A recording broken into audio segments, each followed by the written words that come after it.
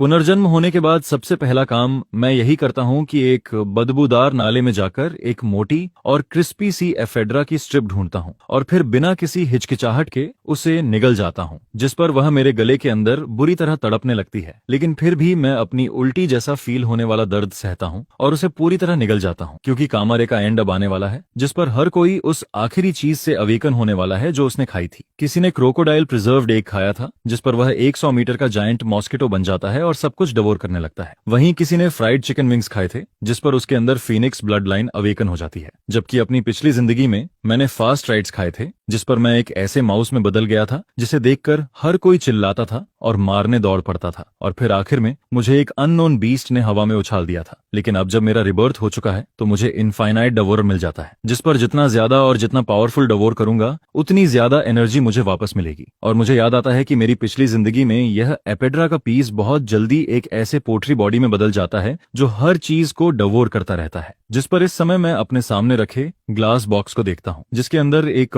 Crimson colour की एपेड्रा पड़ी होती है। उसका मोटा शरीर लगातार हिलता और मचलता रहता है। वह बिल्कुल किसी रेड इंसेक्ट जैसी दिखती है और मुझे पता होता है कि अगर मैं इसे डवोर कर लूं तो मैं और भी ज्यादा स्ट्रांग बन सकता हूं, जिस पर मैं सोचता हूं कि अब बचा ही क्या है, अगर अभी नहीं किया तो सब खत्म हो जाएगा। यह सोचकर मेरा दिल पूरी तरह शांत हो जाता है। फिर मैं अपनी स्लीव ऊपर करता हूं और ग्लास बॉक्स के अंदर हाथ डालता हूं ताकि उस म्यूटेंट एपेड्रा को पकड़ सकूं। लेकिन वह म्यूटेंट एपेड्रा लगातार पलटती और मचलती रहती है, जिस पर वह न सिर्फ मेरा हाथ खींचने लगती है बल्कि मेरी उंगली को भी काट लेती है। और फिर बॉक्स के अंदर खून फैलने लगता है, जिस पर फ्रेश ब्लड की स्मेल मिलते ही म्यूटेंट एपेड्रा और भी ज्यादा पागल हो जाती है। यह देखकर मैं तुरंत अपना गुस्सा दबा लेता हूँ, फिर तेजी से उस एपेड्रा को पकड़ता हूँ और एक जोरदार बाइट के साथ उसे सीधे अपने पेट में निगल जाता हूँ, जिसके तुरंत बाद मेरे दिमाग में एक आवाज गूंजती है, congratulations to host for successfully devouring the mutant ephedra, gene sequence successfully extracted. जिस पर मैं तुरंत देखने लगता हूँ कि यह नई सीक्वेंस मुझे क्या देने वाली है। तभी मैं देखता हूँ कि मेरी उंगली से जो मांस और फ्लैश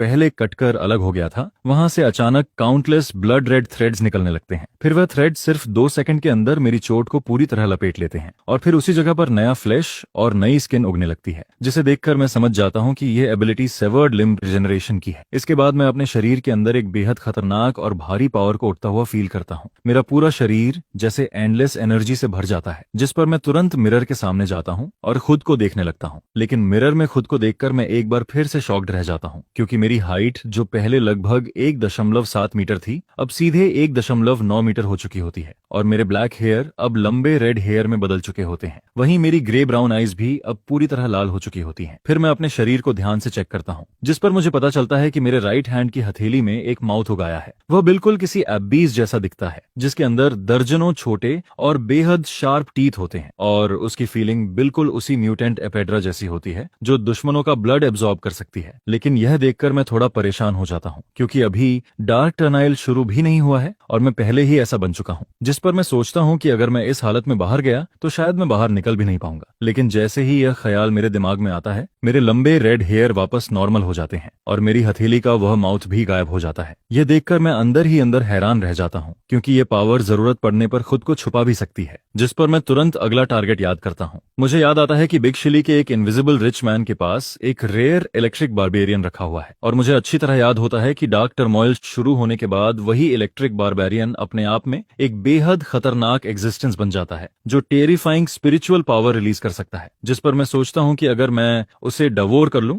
और उसकी जेनेटिक सीक्वेंस को अपने अंदर मर्ज कर दूं तो शायद मैं और भी ज्यादा पावरफुल एबिलिटी अनलॉक कर सकता हूं। लेकिन अपनी अभी की आइडेंटिटी के साथ उस रिच मैन तक पहुंचना नामुमकिन है। लेकिन फिर मुझे याद आता है कि उसकी एक डॉटर भी है जो त्सिंगबे यूनिवर्सिटी में पढ़ती है, जिस पर मैं तुरंत अपना सामान उठाता हूं और सीधा स्कूल की तरफ निकल जाता हूं। इसके बाद जब मैं स्कूल पहुंचता हूं तो मैं अपना समय वेस्ट नहीं करता, क्योंकि यान शाओतियान वहां पढ़ती है। उसका फैमिली बहुत लो प्रोफाइल रहता है ताकि किसी को यह पता न चल सके कि वह एक रिच सेकंड जनरेशन है, जिस पर वह हर दिन स्कूल से निकलने के बाद कभी भी ओपनली कार में नहीं बैठती। फिर जब मैं पार्क में पहुंचता हूं तो मुझे थोड़ी दूर पर एक बेहद खूबसूरत लड़की दिखाई देती है। उसका टेम्परामेंट बाकी लोगों से बिल्कुल अलग होता है। वह ऐसी लगती है जैसे उसके अंदर एक अलग ही चार्म हो। जिस पर तभी दूर से एक लग्जरी कार आती दिखाई देती है और फिर उसके अंदर से 3 बॉडीगार्ड्स उतरते हैं। इसके बाद एक ओल्ड बटलर चुपचाप जाकर कार का डोर खोलता है और यान यान शाओतियान कार में बैठकर जाने ही वाली होती है। तभी मैं सीधे उनके सामने निकल कर आ जाता हूँ। फिर मैं आराम से उन सिक्योरिटी गार्ड्स की तरफ देखकर कहता हूँ, ये सब गलत लग रहा है, यह तो किडनैपिंग जैसा है। जिस पर यान शाओतियान मेरी तरफ बिल्कुल इंडिफरेंट एक्सप्रेशन के साथ देखती है, क्योंकि उसे लगता है कि उसके ये तीनों बॉडीगार्ड्स प्रोफेशनल हैं और ये सब मिलिट्री वेटरन्स हैं जो कई लेयर्स की स्क्रीनिंग के बाद उसके पर्सनल बॉडीगार्ड्स बने हैं। लेकिन फिर मैं बिना कुछ बोले कैजुअली एक पंच मारता हूँ, जिस पर उस बॉडीगार्ड का चेहरा तुरंत मुड़ जाता है और वह बिना चीखे सीधे 5 मीटर दूर जाकर उड़ जाता है। फिर वह पीछे वाले ट्री से जाकर टकराता है और उसी वक्त बेहोश हो जाता है। यह देखकर यान शाओतियान की आंखें शौक में बड़ी हो जाती हैं, जबकि बाकी बचे 2 बॉडीगार्ड्स भी पूरी तरह डर जाते हैं, क्योंकि उनके सामने मैं सिर्फ एक पंच मारकर किसी को 5 मीटर दूर उड़ा देता हूँ। जिस पर वे दोनों सोचने लगते हैं कि क्या यह सच में इंसान है। वहीं मैं खुद भी थोड़ा शॉक्ड हो जाता हूँ, क्योंकि मुझे उम्मीद नहीं थी कि मेरी ताकत इतनी ज्यादा बढ़ चुकी है। इसके बाद मैं खुद रोल्स रॉयस के पास जाता हूँ। फिर पहले हल्का सा किक मारकर उसकी मजबूती चेक करता हूँ, लेकिन अगले ही पल मैं पूरी ताकत से अपनी टांग घुमाता हूँ और सीधे रोल्स रॉयस पर किक मार देता हूँ, जिस पर पूरी कार लगभग 3 मीटर दूर खिसक जाती है और फिर उसकी साइड डोर बुरी तरह अंदर धंस जाती है और पूरी तरह डिफॉर्म हो जाती है। यह देखकर वहां मौजूद हर इंसान का चेहरा सुन्न पड़ जाता है, जबकि यान शाओतियान पूरी तरह स्टैंडर्ड खड़ी रह जाती है और बाकी दोनों बॉडीगार्ड्स डर के मारे सीधे जमीन पर गिर जाते हैं। लेकिन मैं उन्हें इग्नोर करता हूं और सीधे यान शाओतियान के सामने जाकर खड़ा हो जाता हूं, जिस पर वह घबराकर कहती है,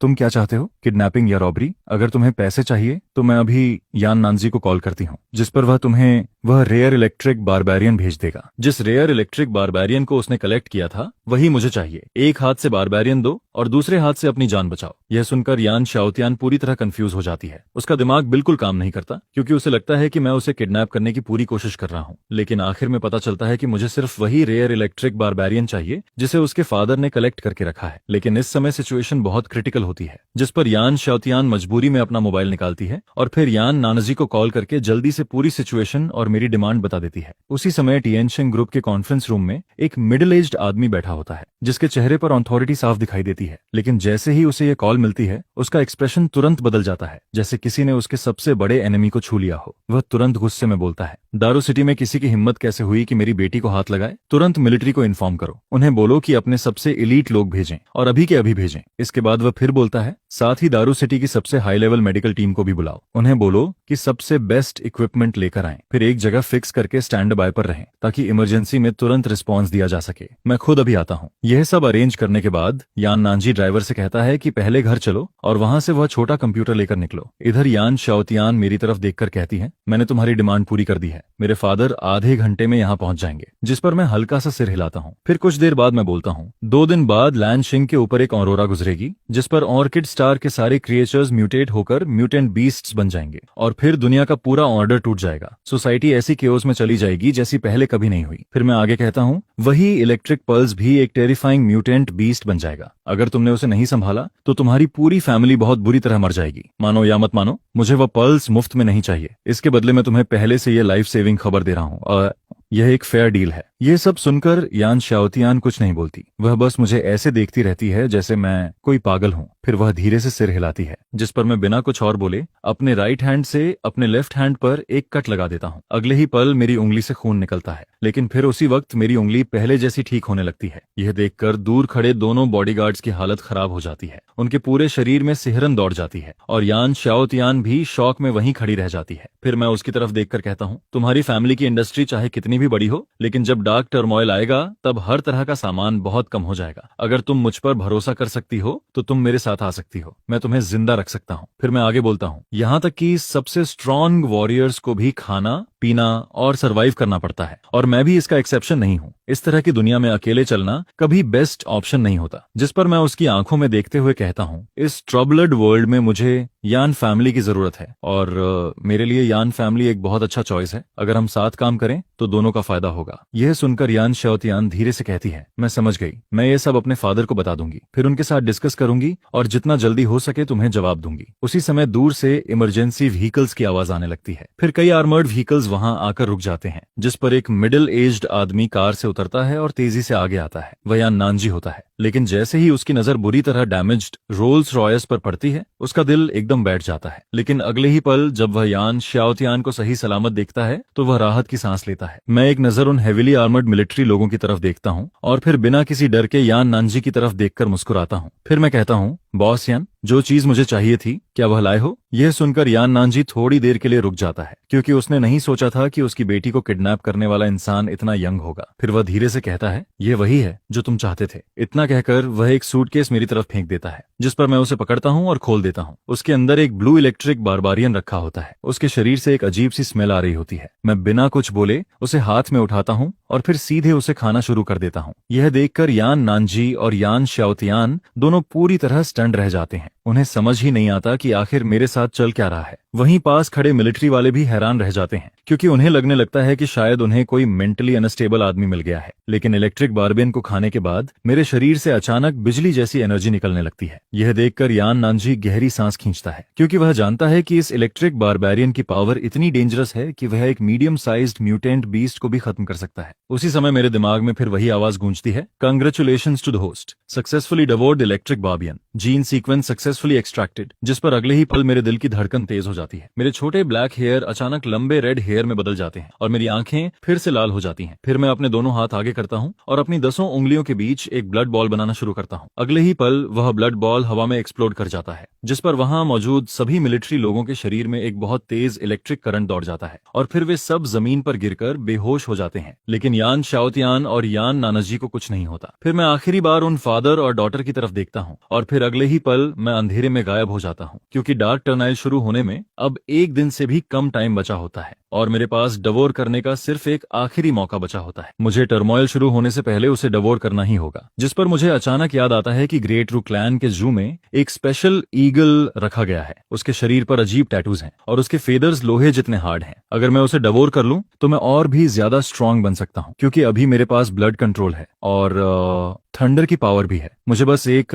फ्लाइंग एबिलिटी की कमी है, जिस पर अगले दिन मैं सीधे ग्रेट रू जू पहुंच जाता हूं। फिर मैं उस केज के सामने पहुंचता हूं जहां उस स्पेशल फियरस ईगल को रखा गया था। लेकिन वहां पहुंचते ही मैं शॉक में रह जाता हूं, क्योंकि वह फियरस ईगल पहले ही म्यूटेट हो चुका होता है। उसके काले फेदर्स अब स्टील जैसे लग रहे होते हैं और उनमें से एक डरावनी ठंडी चमक निकल रही होती है। हल्की रोशनी में माओजी अचानक ऐसे काउंट डाउन करने लगता है जैसे कोई जहरीली जीभ फुसफुसा रही हो, और उसी समय वह फियर ईगल अपनी तेज चोंच से पागलों की तरह आयरन केज पर वार करने लगता है, जिस पर कुछ ही सेकंड में वह केज को तोड़ देता है और फिर सीधे मेरी तरफ अटैक कर देता है। यह देखकर मैं हल्का सा गाली देता हूँ। फिर मेरी आंखों में उस ईगल की मूवमेंट अचानक बहुत स्लो और क्लियर दिखने लगती है। उसकी हर मूवमेंट मुझे साफ दिखाई देने लगती है, जिस पर मैं एक हाथ से उसकी चोंच पकड़ लेता हूँ और फिर उसे सीधे जमीन पर पटक देता हूँ, जिसके तुरंत बाद मेरे दिमाग में आवाज आती है, कंग्रेचुलेशंस, सीक्वेंस एक्सट्रैक्शन सक्सेसफुल। फिर अगले ही पल मुझे फील होता है कि मेरे पीछे कुछ निकल रहा है और फिर मेरी पीठ के पीछे अचानक एक बहुत बड़ी ब्लैक विंग्स की पेयर निकल आती है। वह लगभग 6 मीटर लंबी होती है। फिर मैं सीधे आसमान में उड़ जाता हूँ और हवा में तेजी से ऊपर जाने लगता हूँ। तभी अचानक मेरा मोबाइल बजने लगता है, जिस पर मैं कॉल उठाता हूँ और दूसरी तरफ से यान शाओतियान की कांपती हुई आवाज आती है। वह कहती है, मोबेई, यहाँ कुछ हो गया है। कुछ ह्यूमन हार्ट मॉन्स्टर्स हमारे पास घुस आए हैं। क्या तुम यहाँ आ सकते हो? उसकी आवाज हल्की कांप रही होती है, जिससे साफ पता चलता है कि वह बहुत घबरा चुकी है। जिस पर मैं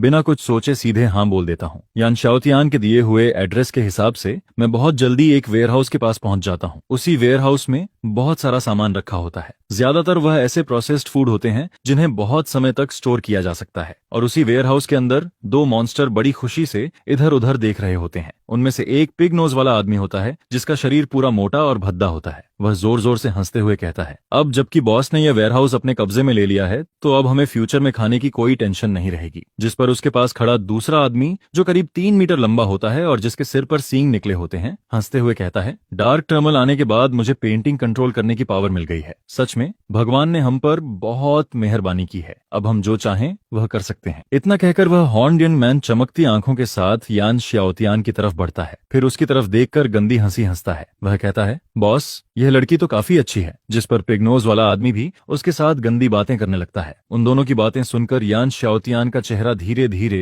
सफेद पड़ने लगता है, जबकि यान नानजी तुरंत उसके सामने आकर उसे अपने पीछे छुपा लेता है। वह उन दोनों को घूरते हुए कुछ बोलने ही वाला होता है। तभी अचानक वेयरहाउस की छत में एक बहुत बड़ा छेद हो जाता है और फिर मैं एक गिरते हुए मीटर की तरह सीधे ऊपर से वेयरहाउस के अंदर आ गिरता हूँ। यह देखकर यान शाओतियान अचानक राहत की सांस लेती है। वहीं हॉर्नड मैन और पिग नोज मैन मुझे देखकर हैरान रह जाते हैं। जाते हैं। फिर हॉर्न मैन हंसते हुए कहता है, अरे मुझे लगा यहाँ सिर्फ हम ही ऐसे लोग हैं जिन्हें भगवान का फेवर मिला है, लेकिन लगता है तुम्हें भी कुछ मिला है। फिर वह मेरी तरफ देखकर कहता है, बच्चे समझदारी इसी में है कि हमारे काम में मत पड़ो, नहीं तो तुम्हारे लिए अच्छा नहीं होगा। लेकिन मैं उन दोनों की बात का कोई जवाब नहीं देता, क्योंकि मुझे इन दोनों स्कमबैग्स से बात करने का कोई शौक नहीं होता। जिस पर अगले ही पल मैं सीधे एक स्लैप मारता हूँ और सिर्फ उसी एक स्लैप में वह हॉर्नेड मैन वहीं मर जाता है। यह देखकर पूरा वेयर हाउस अचानक शांत हो जाता है। कोने में छुपे हुए वर्कर्स पूरी तरह शॉक में आ जाते हैं। उन्हें अपनी आंखों पर भरोसा नहीं होता, क्योंकि जिन दो मॉन्स्टर्स से वह अभी तक डर रहे थे उनमें से एक को मैंने सिर्फ एक थप्पड़ में खत्म कर दिया था। इसके बाद मैं धीरे धीरे यान शाओतियान और यान नानजी के पास जाता हूँ। यान नानजी अभी भी यान शाओतियान को अपने पीछे छुपाकर खड़ा होता है, जिस पर मैं उसकी तरफ देखकर पूछता हूँ, पिछली बार जो बात हुई थी उसके बारे में क्या सोचा। यह सुनकर दोनों कुछ देर तक चुप रहते हैं। फिर यान शाओतियान धीरे से पूछती है, अगर हम तुम्हारे साथ काम ना करें तो क्या तुम हमें खा जाओगे। यह सुनकर मैं सीधे बोलता हूँ, मुझे इंसानों को खाने में कोई इंटरेस्ट नहीं है, लेकिन डार्क टर्नाइल बहुत जल्दी शुरू होने वाला है। अभी तुम्हारा क्या प्लान है। यह सुनते ही वहां मौजूद सभी लोग राहत की सांस लेते हैं। फिर उनमें से कोई कहता है, अगर मोबेई नहीं आता तो हम सब अभी तक मर चुके होते। अब हमें क्या करना चाहिए। हम सब तुम्हारी बात मानेंगे। यान नानजी भी मेरी तरफ ऐसे देखता है जैसे मैं उसकी आखिरी उम्मीद हूँ। उसके दिमाग में बस यही चलता है कि अगर वह मेरे साथ रहेगा तो शायद वह जिंदा बच सकता है। जिस पर मैं धीरे से कहता हूँ,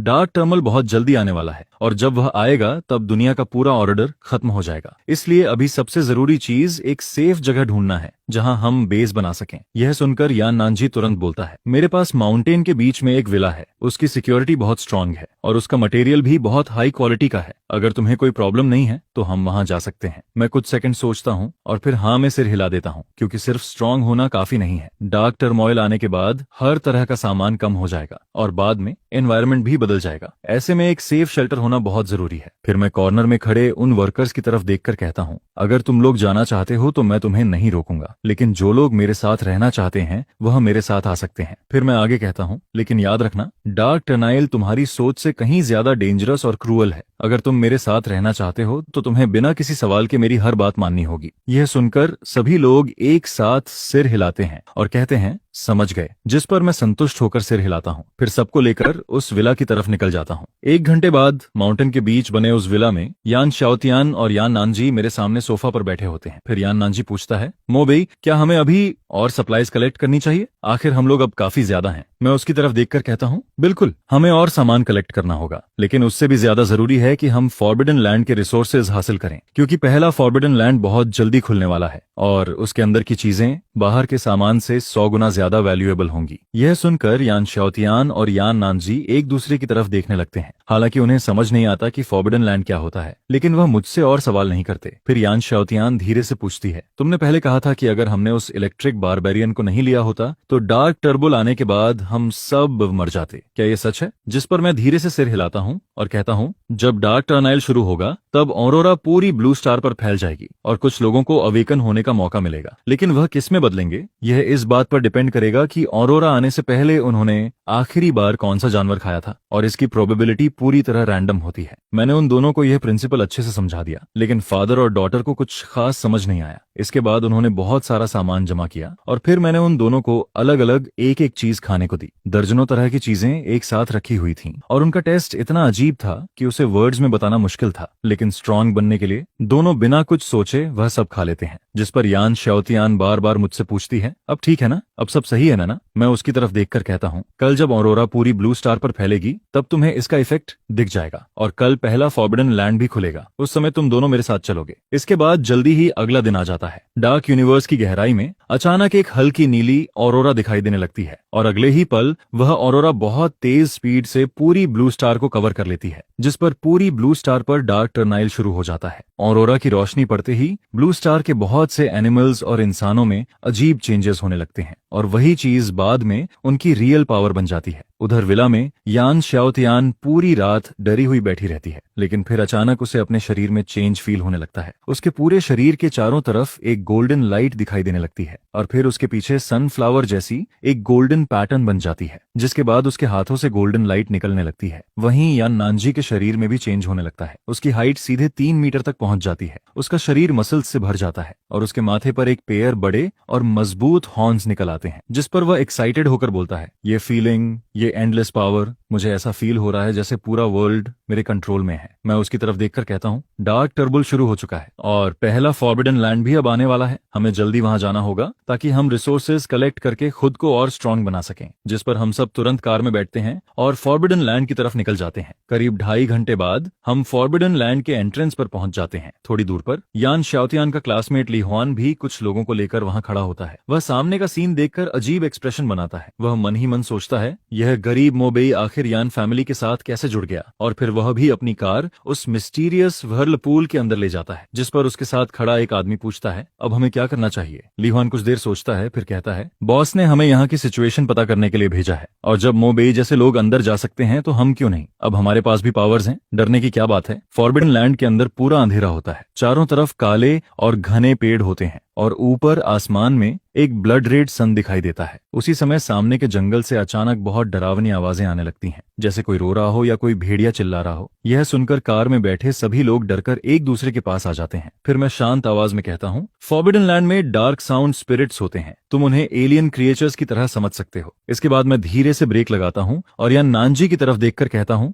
बॉस यान, अब आप कार चलाओ, मैं आगे रास्ता साफ करता हूँ। यान नानजी कुछ समझ पाता उससे पहले ही मैं कार से बाहर कूद जाता हूँ। अगले ही पल सामने के फॉग के अंदर से कई काले साए बाहर निकल आते हैं। वे सभी करीब 2 मीटर लंबे होते हैं। उनके शरीर पर काला धुआं लिपटा होता है और देखने से ही साफ पता चलता है कि वे नॉर्मल इंसान नहीं हैं। यह देखकर यान नानजी घबरा जाता है। फिर वो बोलता है, मोबेई, चाहे तुम कितने भी स्ट्रांग हो लेकिन सामने वाले बहुत ज्यादा हैं। मैं भी नीचे उतरकर तुम्हारी मदद करता हूँ। शाओतियान, तुम कार चलाना। इतना कहकर वह कार का डोर खोलने ही वाला होता है, लेकिन तभी मैं बस अपना हाथ आगे बढ़ाता हूँ और अगले ही पल सामने खड़े 6 डार्क साउंड स्पिरिट्स वहीं फट जाते हैं। उनके शरीर ऐसे टूटते हैं कि वहां खून का एक कतरा तक नहीं बचता। यह देखकर यान नानजी कार का डोर खोलते खोलते रुक जाता है। उसका पूरा चेहरा शॉक से भर जाता है, क्योंकि जिस डार्क साउंड स्पिरिट का नाम सुनकर ही लोग डर जाते हैं, उसे मैंने सिर्फ एक हाथ से खत्म कर दिया था। वहीं यान शाओतियान की आंखें चमकने लगती हैं। वह मेरी तरफ देखती है और मुझे एक हाथ से डार्क साउंड स्पिरिट को खत्म करते देखकर उसके अंदर एक्साइटमेंट भर जाती है। लेकिन मैं बिना रुके आगे बढ़ता रहता हूँ, क्योंकि पहले फॉरबिडन लैंड के ये डार्क साउंड स्पिरिट्स ज्यादा स्ट्रांग नहीं होते और ऊपर से मेरे पास वह पावर्स हैं जो मुझे 3 दिन पहले ही मिल चुकी हैं। इसलिए इन डार्क साउंड स्पिरिट्स को खत्म करने के लिए मुझे बिल्कुल भी एफर्ट नहीं करना पड़ता।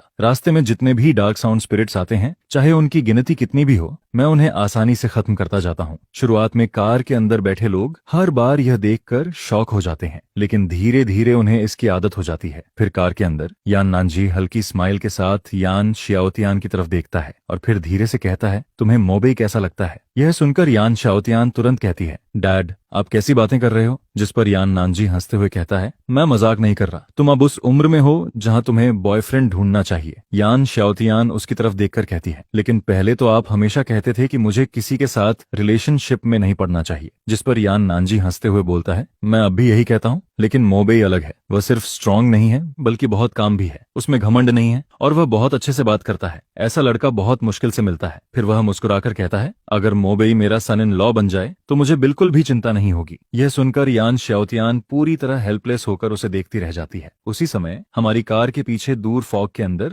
ली हुआन और उसके लोग ये सब देख रहे होते हैं और जब वे मुझे एक के बाद एक डार्क साउंड स्पिरिट्स को सेकंडों में खत्म करते हुए देखते हैं तो वहां मौजूद हर इंसान की आंखें शौक से बड़ी हो जाती हैं। उन सबके दिल में बहुत कुछ चल रहा होता है। जिस पर ली हुआन तो इतना ज्यादा गुस्से में होता है कि वह अपने दांत पीसते हुए खड़ा रहता है। यह बैस्टर्ड सच में सुपर पावर हासिल कर लेता है और सबसे बड़ी बात तो यह होती है कि अब वह मुझसे भी ज्यादा स्ट्रांग बन चुका है। यह सोचकर ली हुआन के अंदर और भी ज्यादा जलन होने लगती है। जिस पर उसके पास खड़ा एक छोटा भाई जल्दी से पूछता है, अब हम क्या करें। यह सुनकर ली हुआन एक लंबी और भारी सांस छोड़ता है और फिर कहता है, भले ही ये किड पावरफुल हो गया है लेकिन आखिर में ये अभी भी एक इंसान ही है। इंसानों की अपनी लिमिट्स होती हैं। अगर ये ऐसे ही लगातार लड़ता रहेगा तो देर सवेर इसकी ताकत खत्म हो जाएगी। जिस पर वह आगे कहता है, इसलिए अभी हम इसका पीछा करते हैं और जब हमें कोई रियल में अच्छी चीज मिलती है तब हम उसे छीन लेंगे। तब तक इसकी सारी एनर्जी खत्म हो चुकी होगी और हमारे पास अभी भी 5 लोग हैं। ऐसा नहीं हो सकता कि हम मिलकर भी इसे हरा ना पाएं। इसके बाद मैं लगातार आगे का रास्ता साफ करता रहता हूँ, जिस पर जब मैं फिर से डार्क साउंड के एक बड़े ग्रुप को खत्म करता हूँ तब मैं पीछे की तरफ देखकर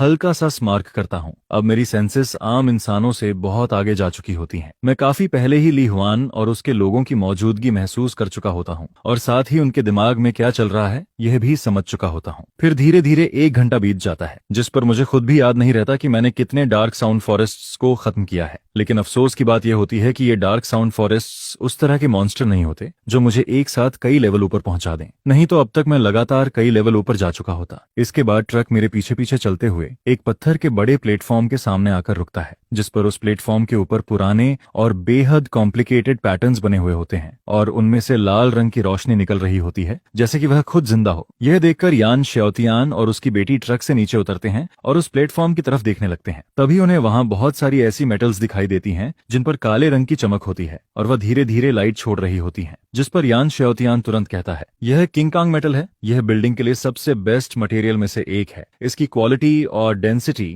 ब्लू स्टार पर मौजूद बाकी सभी मटेरियल्स से कहीं ज्यादा है। अगर हम इसे वापस ले जाएं तो विला को और भी ज्यादा स्ट्रांग बना सकते हैं। यह सुनते ही यान नानजी बिल्कुल भी समय बर्बाद नहीं करती। वह तुरंत ट्रक का पिछला डोर खोलती है और वर्कर्स को बाहर निकलकर सामान उठाने के लिए कहती है। लेकिन उसी समय अंधेरे के अंदर छिपे हुए लोग भी यह सब देख रहे होते हैं, जिस पर उनमें से एक आदमी धीरे से कहता है, ब्रोदरली, घर के सामने रखी यह काली चीजें बिल्कुल सिंपल नहीं लग रही हैं। क्या अब हमें मूव करना चाहिए? यह सुनकर ली हुआन कुछ देर सोचता है, फिर वह धीरे से सिर हिलाता है और कुछ बोलने ही वाला होता है। तभी ज्यादा दूर नहीं, फॉग के अंदर से अचानक हंसी की आवाज आने लगती है, जिस पर फॉग के अंदर से 3 आदमी और 2 औरतें स्वैगर करते हुए बाहर आते हैं। उनमें से एक हंसते हुए कहता है, अब तुम्हारे पास ताकत नहीं बची होगी। तुम अकेले हो और हम 5 लोग हैं। तुम हमारा मुकाबला बिल्कुल नहीं कर सकते। जिसके बाद उन लोगों में से एक पीले बालों वाला आदमी अचानक अपना बॉडी बड़ा करने लगता है। कुछ ही सेकंड में उसका पूरा शरीर 3 मीटर लंबा हो जाता है। उसका चेहरा भी धीरे धीरे बदलकर एक पिग हेड में बदलने लगता है। वह भारी कदमों से हमारी तरफ चलना शुरू करता है और हर कदम के साथ जमीन पर डल आवाज गूंजती रहती है, जिस पर ब्लड रेड आसमान की रोशनी उसके पिग फेस पर पड़ती है और उसका दबाव और भी ज्यादा खतरनाक लगने लगता है। यह देखकर मैं सिर्फ ठंडी हंसी हंसता हूँ। अगले ही पल मेरी पीठ के पीछे काले और नीले रंग के बड़े फेदर्स निकल आते हैं, जिनके ऊपर इलेक्ट्रिक करंट दौड़ रहा होता है। उनके निकलते ही हवा में सिजिल की आवाज गूंजने लगती है और फिर अगले ही सेकंड एक जोरदार धमाके के साथ वह 3 मीटर लंबा आदमी जमीन पर गिर जाता है, जिस पर उसका पूरा शरीर कांपने लगता है और उसके मुंह से खून निकलने लगता है। बाकी लोग यह देखकर पूरी तरह डर जाते हैं, जिस पर मैं उन्हें देखते हुए धीरे से कहता हूँ, तुम लोग सिर्फ इंसानों को मारना जानते हो, लेकिन अब डार्क टर्मोइल ऑफिशियली शुरू हो चुका है। इसके बाद मैं धीरे से हाथ उठाता हूँ और मेरे पीछे मौजूद काले फेदर्स हल्के से हिलते हैं, जिस पर उनमें से कुछ फेदर्स हवा को चीरते हुए तेजी से आगे बढ़ते हैं। बाकी लोग कुछ समझ भी नहीं पाते कि तभी उन फेदर्स के अंदर भरा हुआ पावरफुल इलेक्ट्रिक करंट एकदम से फूट पड़ता है, जिस पर सामने खड़े कई लोग चीखते हुए जमीन पर गिर जाते हैं। उसी समय अंधेरे में छिपे हुए ली हुआन के साथी घबराकर उसकी तरफ देखते हैं, जिस पर उनमें से एक जल्दी से पूछता है, ब्रोदरली,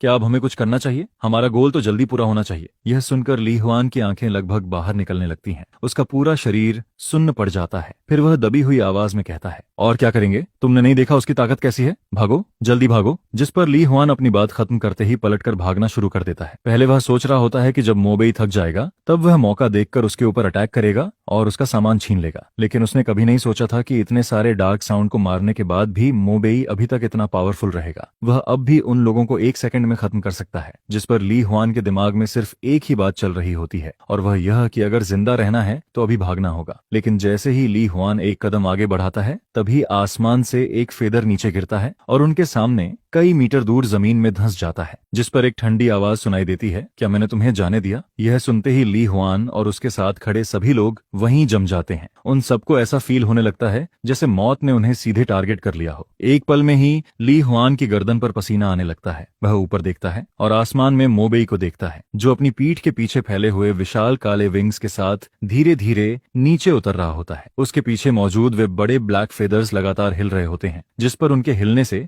आसपास की फॉग भी धीरे धीरे हटने लगती है। उस वक्त मोबेई किसी डीमन लॉर्ड से कम नहीं लग रहा होता, जिस पर ली हुआन की आंखें फैल जाती हैं। उसके दिल के अंदर केओस भर जाता है। उसे अब समझ आने लगता है कि शायद वे लोग शुरू से ही किसी ऐसे इंसान के पीछे पड़ गए थे जिससे उन्हें बिल्कुल भी नहीं उलझना चाहिए था। और सबसे बड़ी बात यह होती है कि मोबेई ने सिर्फ उन्हें नोटिस ही नहीं किया था, बल्कि काफी पहले से उन पर नजर रखे हुए था। जिस पर ली हुआन के दिमाग में एक सवाल बार बार आने लगता है, वे लोग भी रिटेल फाइटर्स ही हैं और मोबेई भी। फिर आखिर मोबेई इतना अलग कैसे हो सकता है? उसने कैसे पहले पहले ही उनकी मौजूदगी महसूस कर ली। क्या रिटेल फाइटर्स के बीच भी इतना बड़ा फर्क होता है? लेकिन उन्हें यह नहीं पता होता कि फर्क सच में होता है। मोबई तो उनसे भी अलग है। उसके शरीर में बाकी लोगों से कहीं ज्यादा पावरफुल जीन्स मौजूद होते हैं, जिस पर उसकी सेंसेस, उसकी ताकत और उसका रिएक्शन बाकी लोगों से कई गुना ज्यादा स्ट्रांग होता है। फिर मोबई उन्हें देखते हुए हल्की सी स्माइल करता है और कहता है, ली हुआन, मैंने नहीं सोचा था कि तुम्हें भी ऐसी एबिलिटी मिल जाएगी। कंग्रेचुलेशंस। जिस पर ली हुआन बस घबराकर उसकी तरफ देखता रहता है और फिर हकलाते हुए कहता है, बहुत देर हो रही है,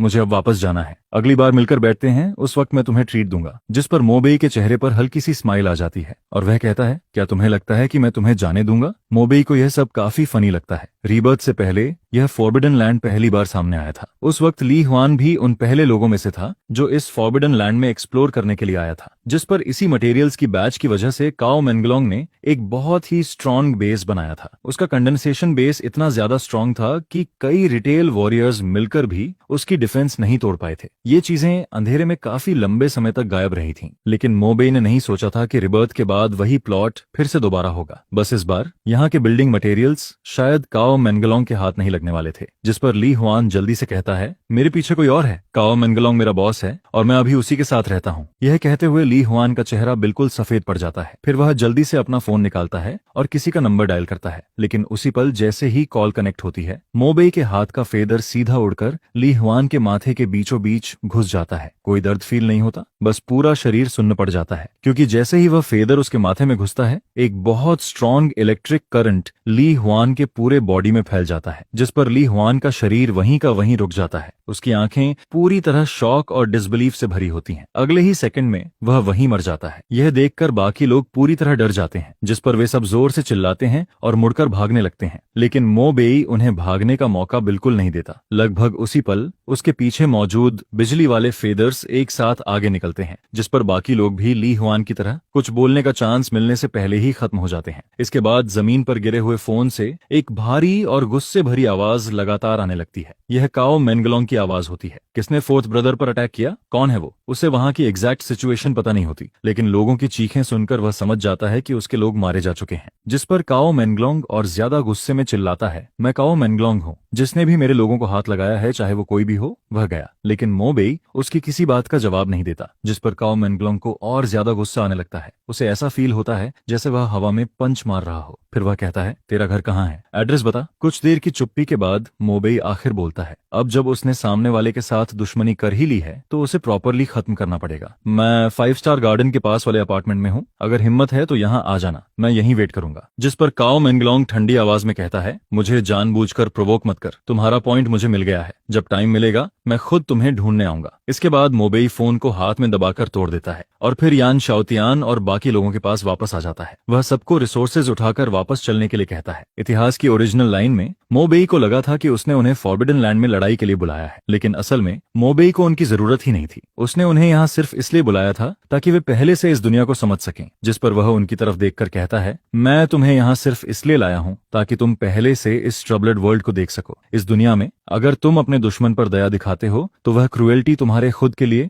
और तुम्हारे आसपास के लोगों के लिए बन जाती है। यह सुनकर दोनों औरतें शॉक में उसकी तरफ देखने लगती हैं। फिर अचानक मोबेई पूछता है, मैंने उन सबको मार दिया, एक भी नहीं छोड़ा, क्या तुम्हें लगता है कि मैं थोड़ा क्रूअल हूँ? जिस पर यान शाओतियान सिर हिलाता है और सीरियस होकर कहता है, नहीं, उन्होंने पहले हम पर अटैक किया था, अगर हम उनसे कमजोर होते तो शायद हमारा एंड भी अच्छा नहीं होता। यान नानजी भी उसकी बात सुनकर धीरे से सिर हिलाता है। इसके बाद ज्यादा देर नहीं लगती और सारे किंग कांग मटेरियल्स टैंकर पर चढ़ा दिए जाते हैं। फिर सब लोग वापस गाड़ी में बैठ जाते हैं और फॉरबिडन लैंड से बाहर निकलने लगते हैं। वापसी के रास्ते में उन्हें कोई और इंसान नहीं मिलता, लेकिन फॉग के अंदर से बार बार डार्क क्रिएचर्स बाहर आते रहते हैं। वे बिल्कुल गेम डंजन के मॉन्स्टर्स की तरह बार बार सामने आ रहे होते हैं। जिस पर यान नानजी मोबेई को इन डार्क क्रिएचर्स को आसानी से खत्म करते हुए देखकर खुद भी ट्राई करने का सोचता है। फिर वह अपना बॉडी टाइट करता है, उसकी पूरी मसल्स फूल जाती हैं और उसका शरीर अचानक 3 मीटर तक बड़ा हो जाता है। उसके ऊपर का सूट फट जाता है और उसके माथे पर 2 बड़े हॉर्न्स निकल आते हैं। इसके बाद वह जोर से दहाड़ता है और एक डार्क क्रिएचर की तरफ भागता है। फिर अपने शार्प हॉर्न्स से उसके बॉडी पर जोरदार अटैक करता है, लेकिन अगले ही पल यान नानजी शॉक हो जाता है, क्योंकि डार्क क्रिएचर को ज्यादा फर्क ही नहीं पड़ता। जिस पर वह जल्दी से उसके सिर पर पंच मारता है, लेकिन वह फास्ट होता है और डार्क क्रीचर उससे भी ज्यादा फास्ट निकलता है। अगले ही सेकंड वह अपना हाथ घुमाकर यान नंजी के चेहरे पर जोरदार थप्पड़ मार देता है, जिस पर यान नांजी सीधे पीछे की तरफ उड़ जाता है। ड्राइवर सीट पर बैठा यान श्याओतियान यह देखकर अपना मुंह खोलकर रह जाता है। उसका पूरा बॉडी सुन्न पड़ जाता है। उसे यकीन ही नहीं होता कि उसके पिता को एक डार्क क्रिएटर ने थप्पड़ मार दिया। लेकिन मो बेई के लिए यह कोई सरप्राइज नहीं होता, क्योंकि यान नांजी हमेशा से एक रिच आदमी रहा है। उसे कभी लड़ाई करना नहीं आया और अभी अभी उसे ये पावर मिली है, इसलिए वह अभी तक इस ताकत के साथ प्रॉपरली अडेप्ट भी नहीं कर पाया है। शुरू में मो बेई उन 2 डार्क क्रिएचर्स को खुद खत्म करना चाहता है, लेकिन यान नांजी उसे मना कर देता है। काफी मुश्किल से 2 डार्क क्रिएचर्स को खत्म करने के बाद जब यान नांजी वापस गाड़ी में आता है, तब उसकी हालत आधी जान निकलने जैसी हो चुकी होती है, जिस पर वह मो बेई की तरफ देखकर कहता है, मो बेई, मैं तुमसे बहुत कम हूँ। मुझे लगा था कि ये डार्क क्रिएचर्स कुछ खास नहीं होंगे, लेकिन अब तो मैंने खुद जोक बनवा लिया। यह कहते हुए वह थोड़ा शर्मिंदा हो जाता है, क्योंकि डार्क क्रिएचर्स की असली ताकत देखने के बाद उसे अब जाकर समझ आता है कि मो बेई कितना ज्यादा स्ट्रांग है। एक इंसान होकर भी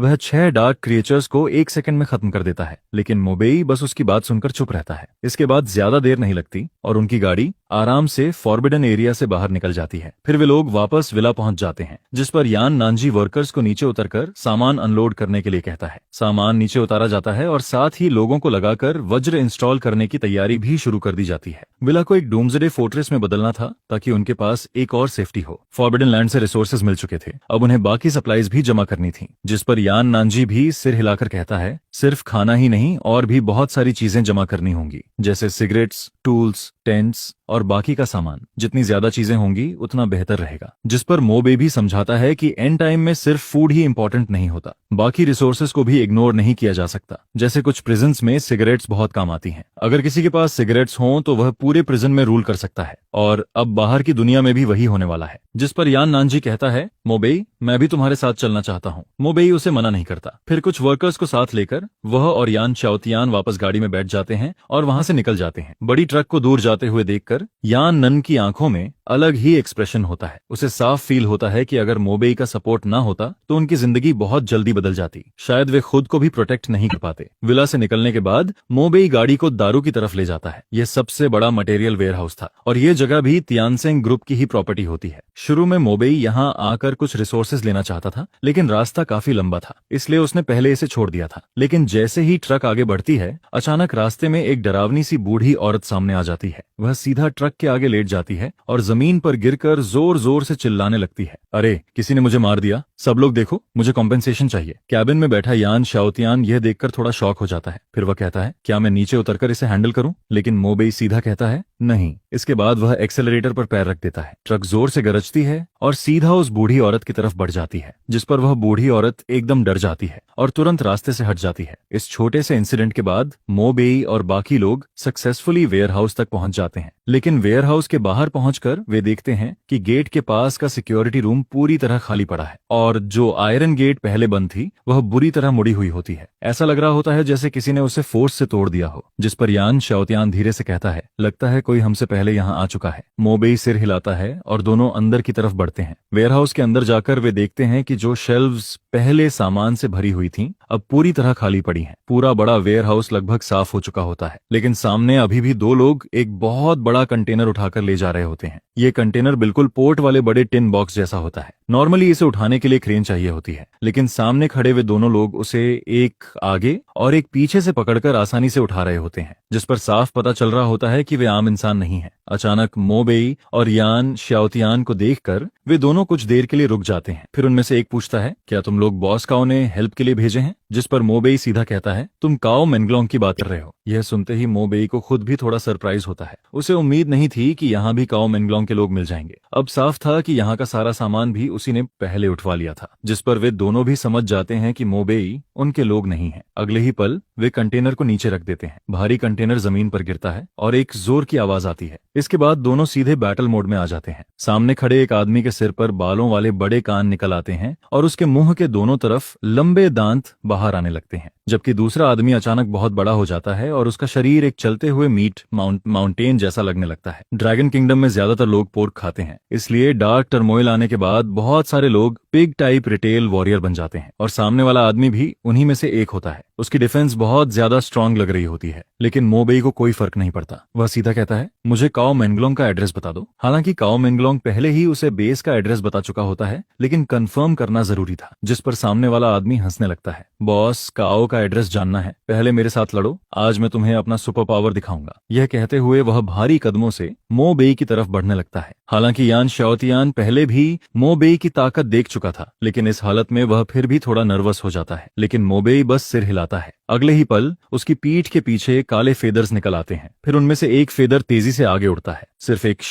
की आवाज आती है और वह फेदर सीधा उस मीट माउंटेन के शरीर को पार कर जाता है, जिस पर उसके अंदर भरा हुआ स्ट्रॉन्ग इलेक्ट्रिक करंट उसके पूरे शरीर में फैल जाता है। अगले ही सेकंड सामने खड़ा हुआ आदमी जोरदार धमाके के साथ फट जाता है। वह वहीं मर जाता है। ये सब होने के बाद भी मोबेई के चेहरे पर कोई एक्सप्रेशन नहीं आता। वह बिल्कुल काम रहता है। फिर वह दूसरे आदमी की तरफ देखता है और कहता है, अब बता, काओ मेंगलोंग कहाँ है? यह देखकर दूसरा आदमी पूरी तरह डर जाता है। मुझे मत मारो, मैं बता दूंगा, तुम्हें जो जानना है मैं सब बता दूंगा। डर के मारे उसके पैरों के नीचे से पैल येलो लिक्विड धीरे धीरे जमीन पर गिरने लगता है और वहां बदबू फैल जाती है। उसे समझ ही नहीं आ रहा होता कि सामने खड़ा यह इंसान आखिर है क्या, जिस पर वह जल्दी से कहता है, 5 स्टार गार्डन के पास नेबुला अपार्टमेंट, रूम 288। ये सुनकर मोबेई अपना दायां हाथ उठाता है और एक फेदर निकाल लेता है। फिर वह उसे ऐसे ही आगे फेंक देता है। वह फेदर सीधा उड़कर सामने वाले आदमी के माथे में घुस जाता है, जिस पर उसकी आंखें गोल हो जाती हैं और अगले ही पल वह वहीं मर जाता है। फिर मोबेई मुड़ता है और कहता है, चलो 5 स्टार गार्डन चलते हैं। वह अपना ब्लैक रेनकोट समेटता है और यान शाओतियान से चलने के लिए कहता है, जिस पर यान शाओतियान बस खाली नजरों से सिर हिलाता है और चुपचाप मोबेई के पीछे चलने लगता है। उसके सामने खड़ा यह लड़का जरूरत से ज्यादा स्ट्रांग लगता है। उसके पीछे चलते हुए चाहे पहाड़ चढ़ना हो या आग में जाना हो, उसे किसी बात का डर फील नहीं होता। भले ही उसे पता होता है कि मोबेई अब सीधा काओ मेंगलोंग के अड्डे पर जाने वाला है, लेकिन उसके दिल में बिल्कुल भी डर नहीं होता। इसके बाद दोनों वेयरहाउस से बाहर निकलते हैं और वापस गाड़ी में बैठ जाते हैं। नेविगेशन लगाने के बाद वे वहां से निकल जाते हैं। अच्छी बात यह होती है कि अभी डार्क टर्मोइल की शुरुआत ही हुई होती है, इसलिए नेटवर्क पर ज्यादा असर नहीं पड़ा होता और वह अभी भी नॉर्मली काम कर रहा होता है। 5 स्टार गार्डन भी यहाँ से ज्यादा दूर नहीं होता, जिस पर आधे घंटे से भी कम टाइम में वे वहां पहुंच जाते हैं। रास्ते में मोबेई और यान शाओतियान कई सुपरमार्केट्स और मॉल से धुआं निकलता हुआ देखते हैं। कहीं कहीं लड़ाई की आवाजें भी सुनाई देती हैं, लेकिन मोबेई इन सब पर ध्यान नहीं देता। उसके लिए अभी सबसे जरूरी चीज काओ मेंगलोंग को खत्म करना होता है। जैसे ही वे 5 स्टार गार्डन पहुंचते हैं, मोबेई गाड़ी रोकता है। तभी सामने वाले अपार्टमेंट से एक हट्टा कट्टा आदमी बाहर आता है। उसने जैकेट पहन रखी होती है,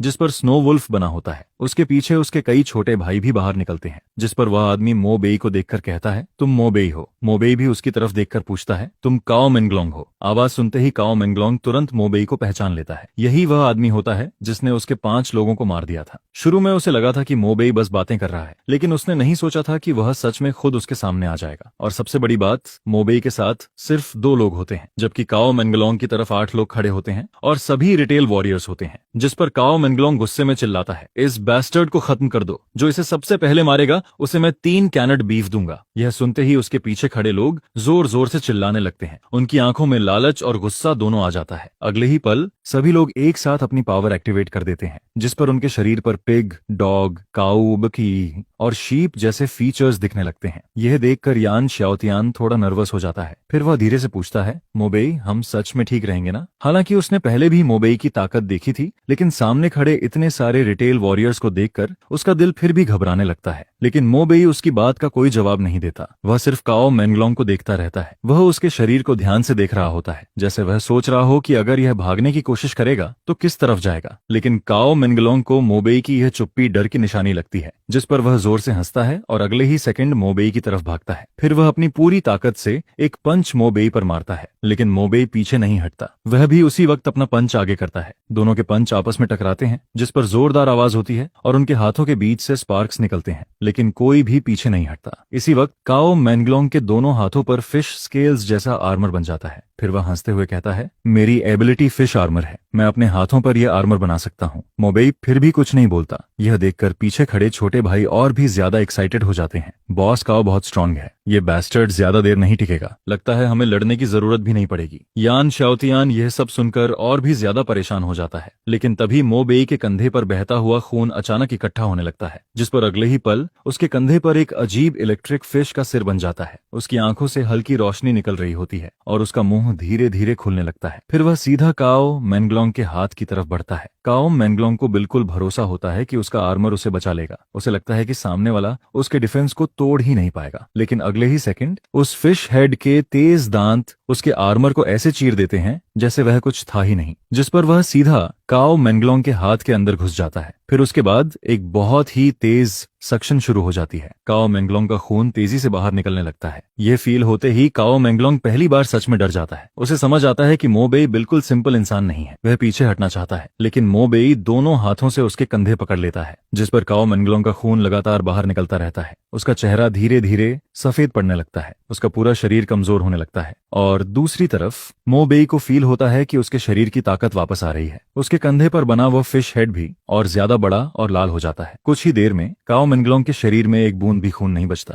जिस पर उसका शरीर सूखकर एकदम पतला हो जाता है और वह वहीं गिर जाता है। यह देखकर यान शाओतियान पूरी तरह शॉक में खड़ा रह जाता है। उसके सामने कुछ सेकंड्स पहले तक जिंदा खड़ा काओ मेंगलोंग अब एक सूखी हुई बॉडी बन चुका होता है, और पीछे खड़े बाकी छोटे भाई भी यह देखकर पूरी तरह डर जाते हैं। अभी कुछ देर पहले तक उनका बॉस बिल्कुल ठीक था, लेकिन अगले ही पल वह इस हालत में पहुंच गया। उन्हें समझ ही नहीं आता कि आखिर हुआ क्या, जिस पर उनमें से एक जोर से चिल्लाता है, भागो। अगले ही पल बाकी सभी लोग पीछे मुड़कर भागने लगते हैं, लेकिन मो बेई के चेहरे पर कोई एक्सप्रेशन नहीं आता। उसकी पीठ के पीछे फिर से ब्लैक फेदर्स निकल आते हैं, और काओ मेंगलोंग का खून एब्जॉर्ब करने के बाद उन फेदर्स पर कुछ लाल लाइंस भी दिखाई देने लगती हैं। फिर अगले ही पल सारे फेदर्स एक साथ हवा में उठते हैं, और उसके बाद वे सीधा भागते हुए लोगों की तरफ उड़ जाते हैं, जिस पर एक के बाद एक लोग वहीं गिरने लगते हैं। पूरी लड़ाई एक तरफा हो जाती है। ज्यादा देर नहीं लगती और मो बेई आराम से सबको खत्म कर देता है, जिस पर यान शाओतियान बस वहीं खड़ा रह जाता है और सामने फैली हुई खून की स्मेल को चुपचाप फील करता रहता है। उसकी नाक में इतनी भयानक बदबू जाती है जिसे फील करके उसे तुरंत उल्टी करने का मन होने लगता है, लेकिन यान शाओतियान बहुत अच्छे से जानता है कि ऐसे खराब टाइम में इस तरह की चीजें बिल्कुल नॉर्मल होती हैं, जिस पर यानली यह सब देखकर थोड़ा शॉक्ड हो जाता है, और वहीं मो बेई भी थोड़ा हैरान होता है, लेकिन उसे बिल्कुल उम्मीद नहीं होती कि यान शाओतियान जैसा इतना बड़ा और स्ट्रांग इंसान भी ये सब सह लेता है। जिस पर मो बेई कहता है, पहले इसे सॉल्व करते हैं, सप्लाईज शायद अपार्टमेंट के अंदर ही होंगी, सबको कार से बाहर निकालो और ऐसा दिखाओ जैसे हम लोग किसी मुसीबत में फंसे हुए हैं। यह सुनकर यान शाओतियान सिर हिलाता है और फिर कार का पीछे वाला कंपार्टमेंट खोल देता है, जिसके बाद जब सभी लोग अपार्टमेंट के अंदर पहुंचते हैं तब उन्हें काओ मेंगलोंग और उसके लोगों के द्वारा जमा किया गया बहुत सारा सामान दिखाई देता है। यह देखकर वहां मौजूद सभी लोग खुशी से पागल होने लगते हैं, जिस पर सभी लोग बहुत सावधानी से हर सामान को उठाना शुरू करते हैं, कोई भी चीज खराब न हो जाए। इस वजह से हर फूड आइटम और डेली जरूरत की चीज को एक एक करके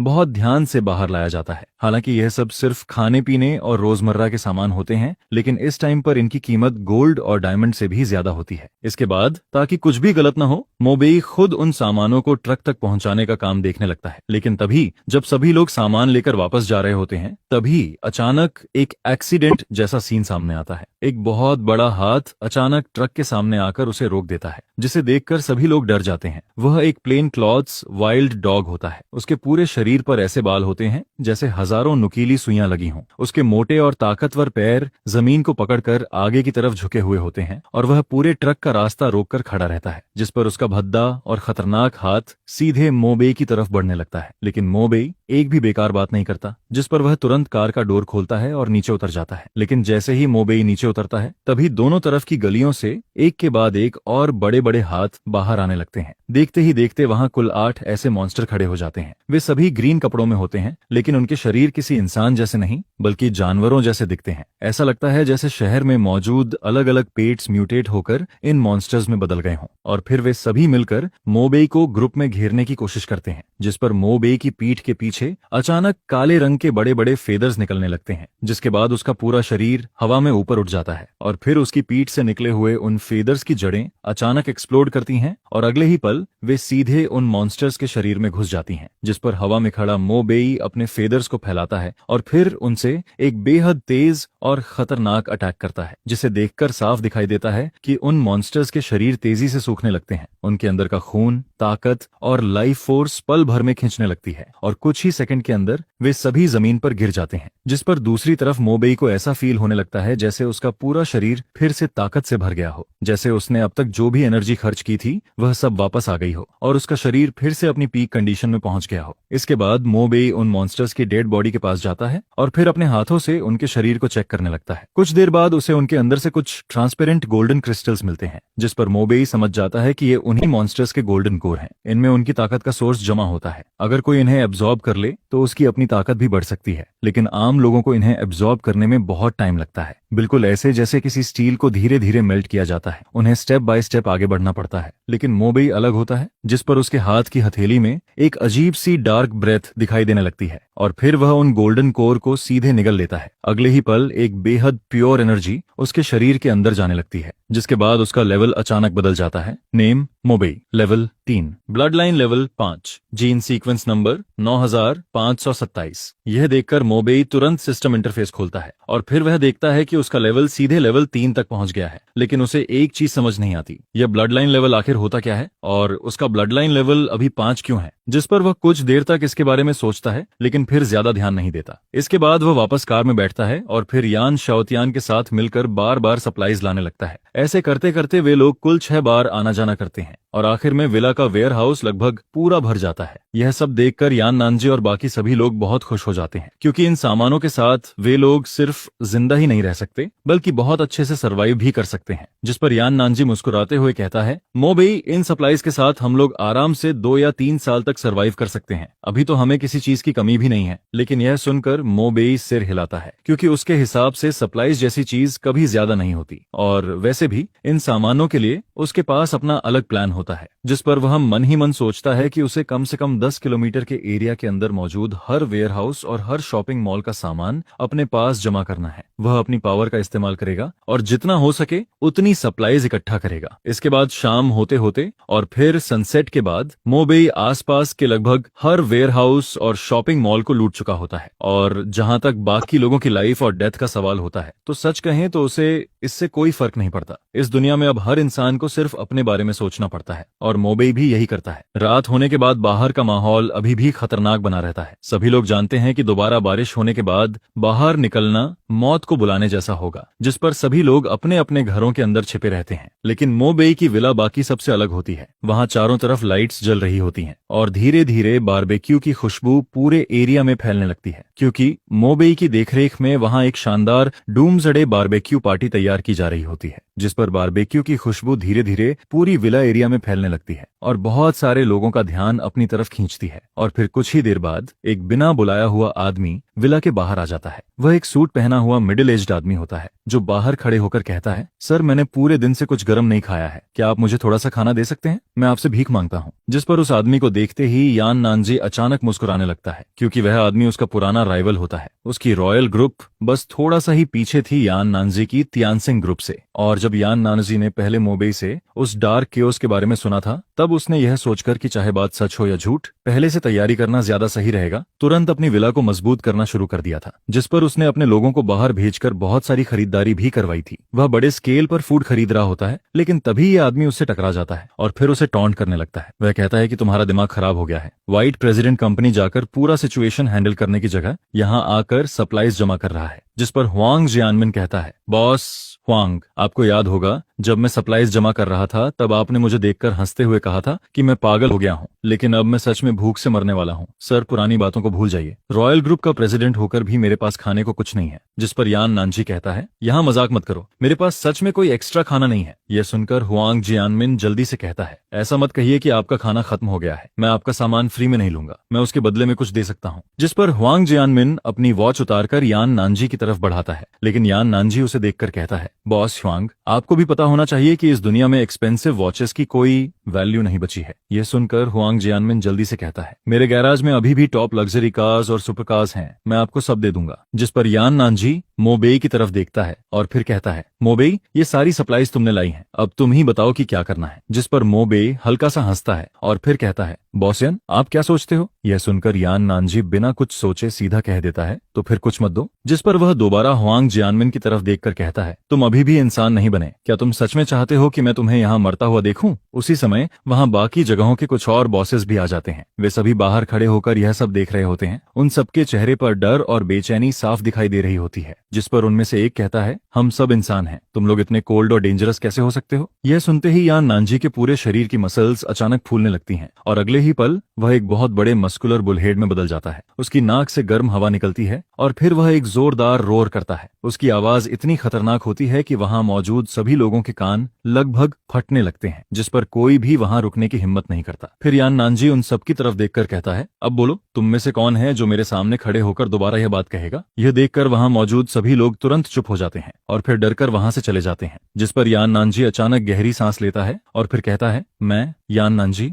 0 से यहाँ तक पहुंचा हूँ। यहाँ मौजूद ज्यादातर रिच लोग और बिजनेसमैन जब मैंने बिजनेस शुरू किया था तब मुझे दबाने की कोशिश करते थे, मेरी कंपनी को ऑलमोस्ट जबरदस्ती खरीदने वाले थे। फिर वह हल्का सा हंसता है और कहता है, आज उन्हें इस हालत में देखकर सच में बहुत राहत मिलती है। जिस पर मोबेई बस हल्का सा मुस्कुराता है, क्योंकि वह इस फीलिंग को कुछ हद तक समझ सकता है। इसके बाद यह छोटा सा सीन खत्म हो जाता है और फिर बारबेक्यू पार्टी दोबारा शुरू हो जाती है। सभी लोग मुश्किल से मिले इस खाने का टेस्ट आराम से एंजॉय कर रहे होते हैं, लेकिन दूसरी तरफ मोबेई जल्दी ऊपर अपने रूम में चला जाता है, जहां वह बेड पर लेटकर अपने दोनों हाथ सिर के पीछे रखता है और फिर आगे की प्लानिंग के बारे में सोचने लगता है, जिस पर वह समझ जाता है कि अब समय आ गया है कि वह अपनी ताकत और ज्यादा बढ़ाए। उसी समय विला के कोर्टयार्ड में बाकी सभी लोग अभी भी बारबेक्यू खा रहे होते हैं। तभी यान नांजी धीरे धीरे चलते हुए यान शाओतियान के पास आता है। फिर वह उसके पास बैठकर कहता है, शाओतियान, सच सच अपने डैड को बताओ, तुम्हारे मन में मोबेई को लेकर कुछ फीलिंग्स हैं क्या। यह सुनते ही यान शाओतियान का चेहरा लाल हो जाता है। वह तुरंत अपना सिर नीचे कर लेती है और धीरे से कहती है, डैड, आप कैसी बातें कर रहे हो। जिस पर यान नांजी हंसते हुए कहता है, क्या तुम मोबेई में इंटरेस्टेड हो। इसमें शर्माने वाली क्या बात है, मुझे तो ये लड़का बहुत अच्छा लगता है। वह स्ट्रांग भी है और स्मार्ट भी। अगर तुम्हें भी वह पसंद है तो जल्दी से बात आगे बढ़ाओ। यह सुनकर यान शाओतियान और भी ज्यादा शर्माने लगती है। वह धीरे से कहती है, असल में मुझे भी मोबेई थोड़ा अच्छा लगता है। लेकिन उसके इतना बोलते ही यान नांजी उसे हल्का सा धक्का देता है और फिर विला की तरफ भेज देता है, जिस पर वह कहता है, तो फिर जल्दी जाओ, जाकर मोबेई के रूम में जाओ और जल्दी से रिलेशनशिप फिक्स करो। यह सुनकर यान शाओतियान के चेहरे पर कंफ्यूजन आ जाता है। उसे समझ नहीं आता कि वह क्या करे। तभी ठीक उसी समय विला के बाहर एक कैडिलैक आकर रुकती है और फिर उसमें से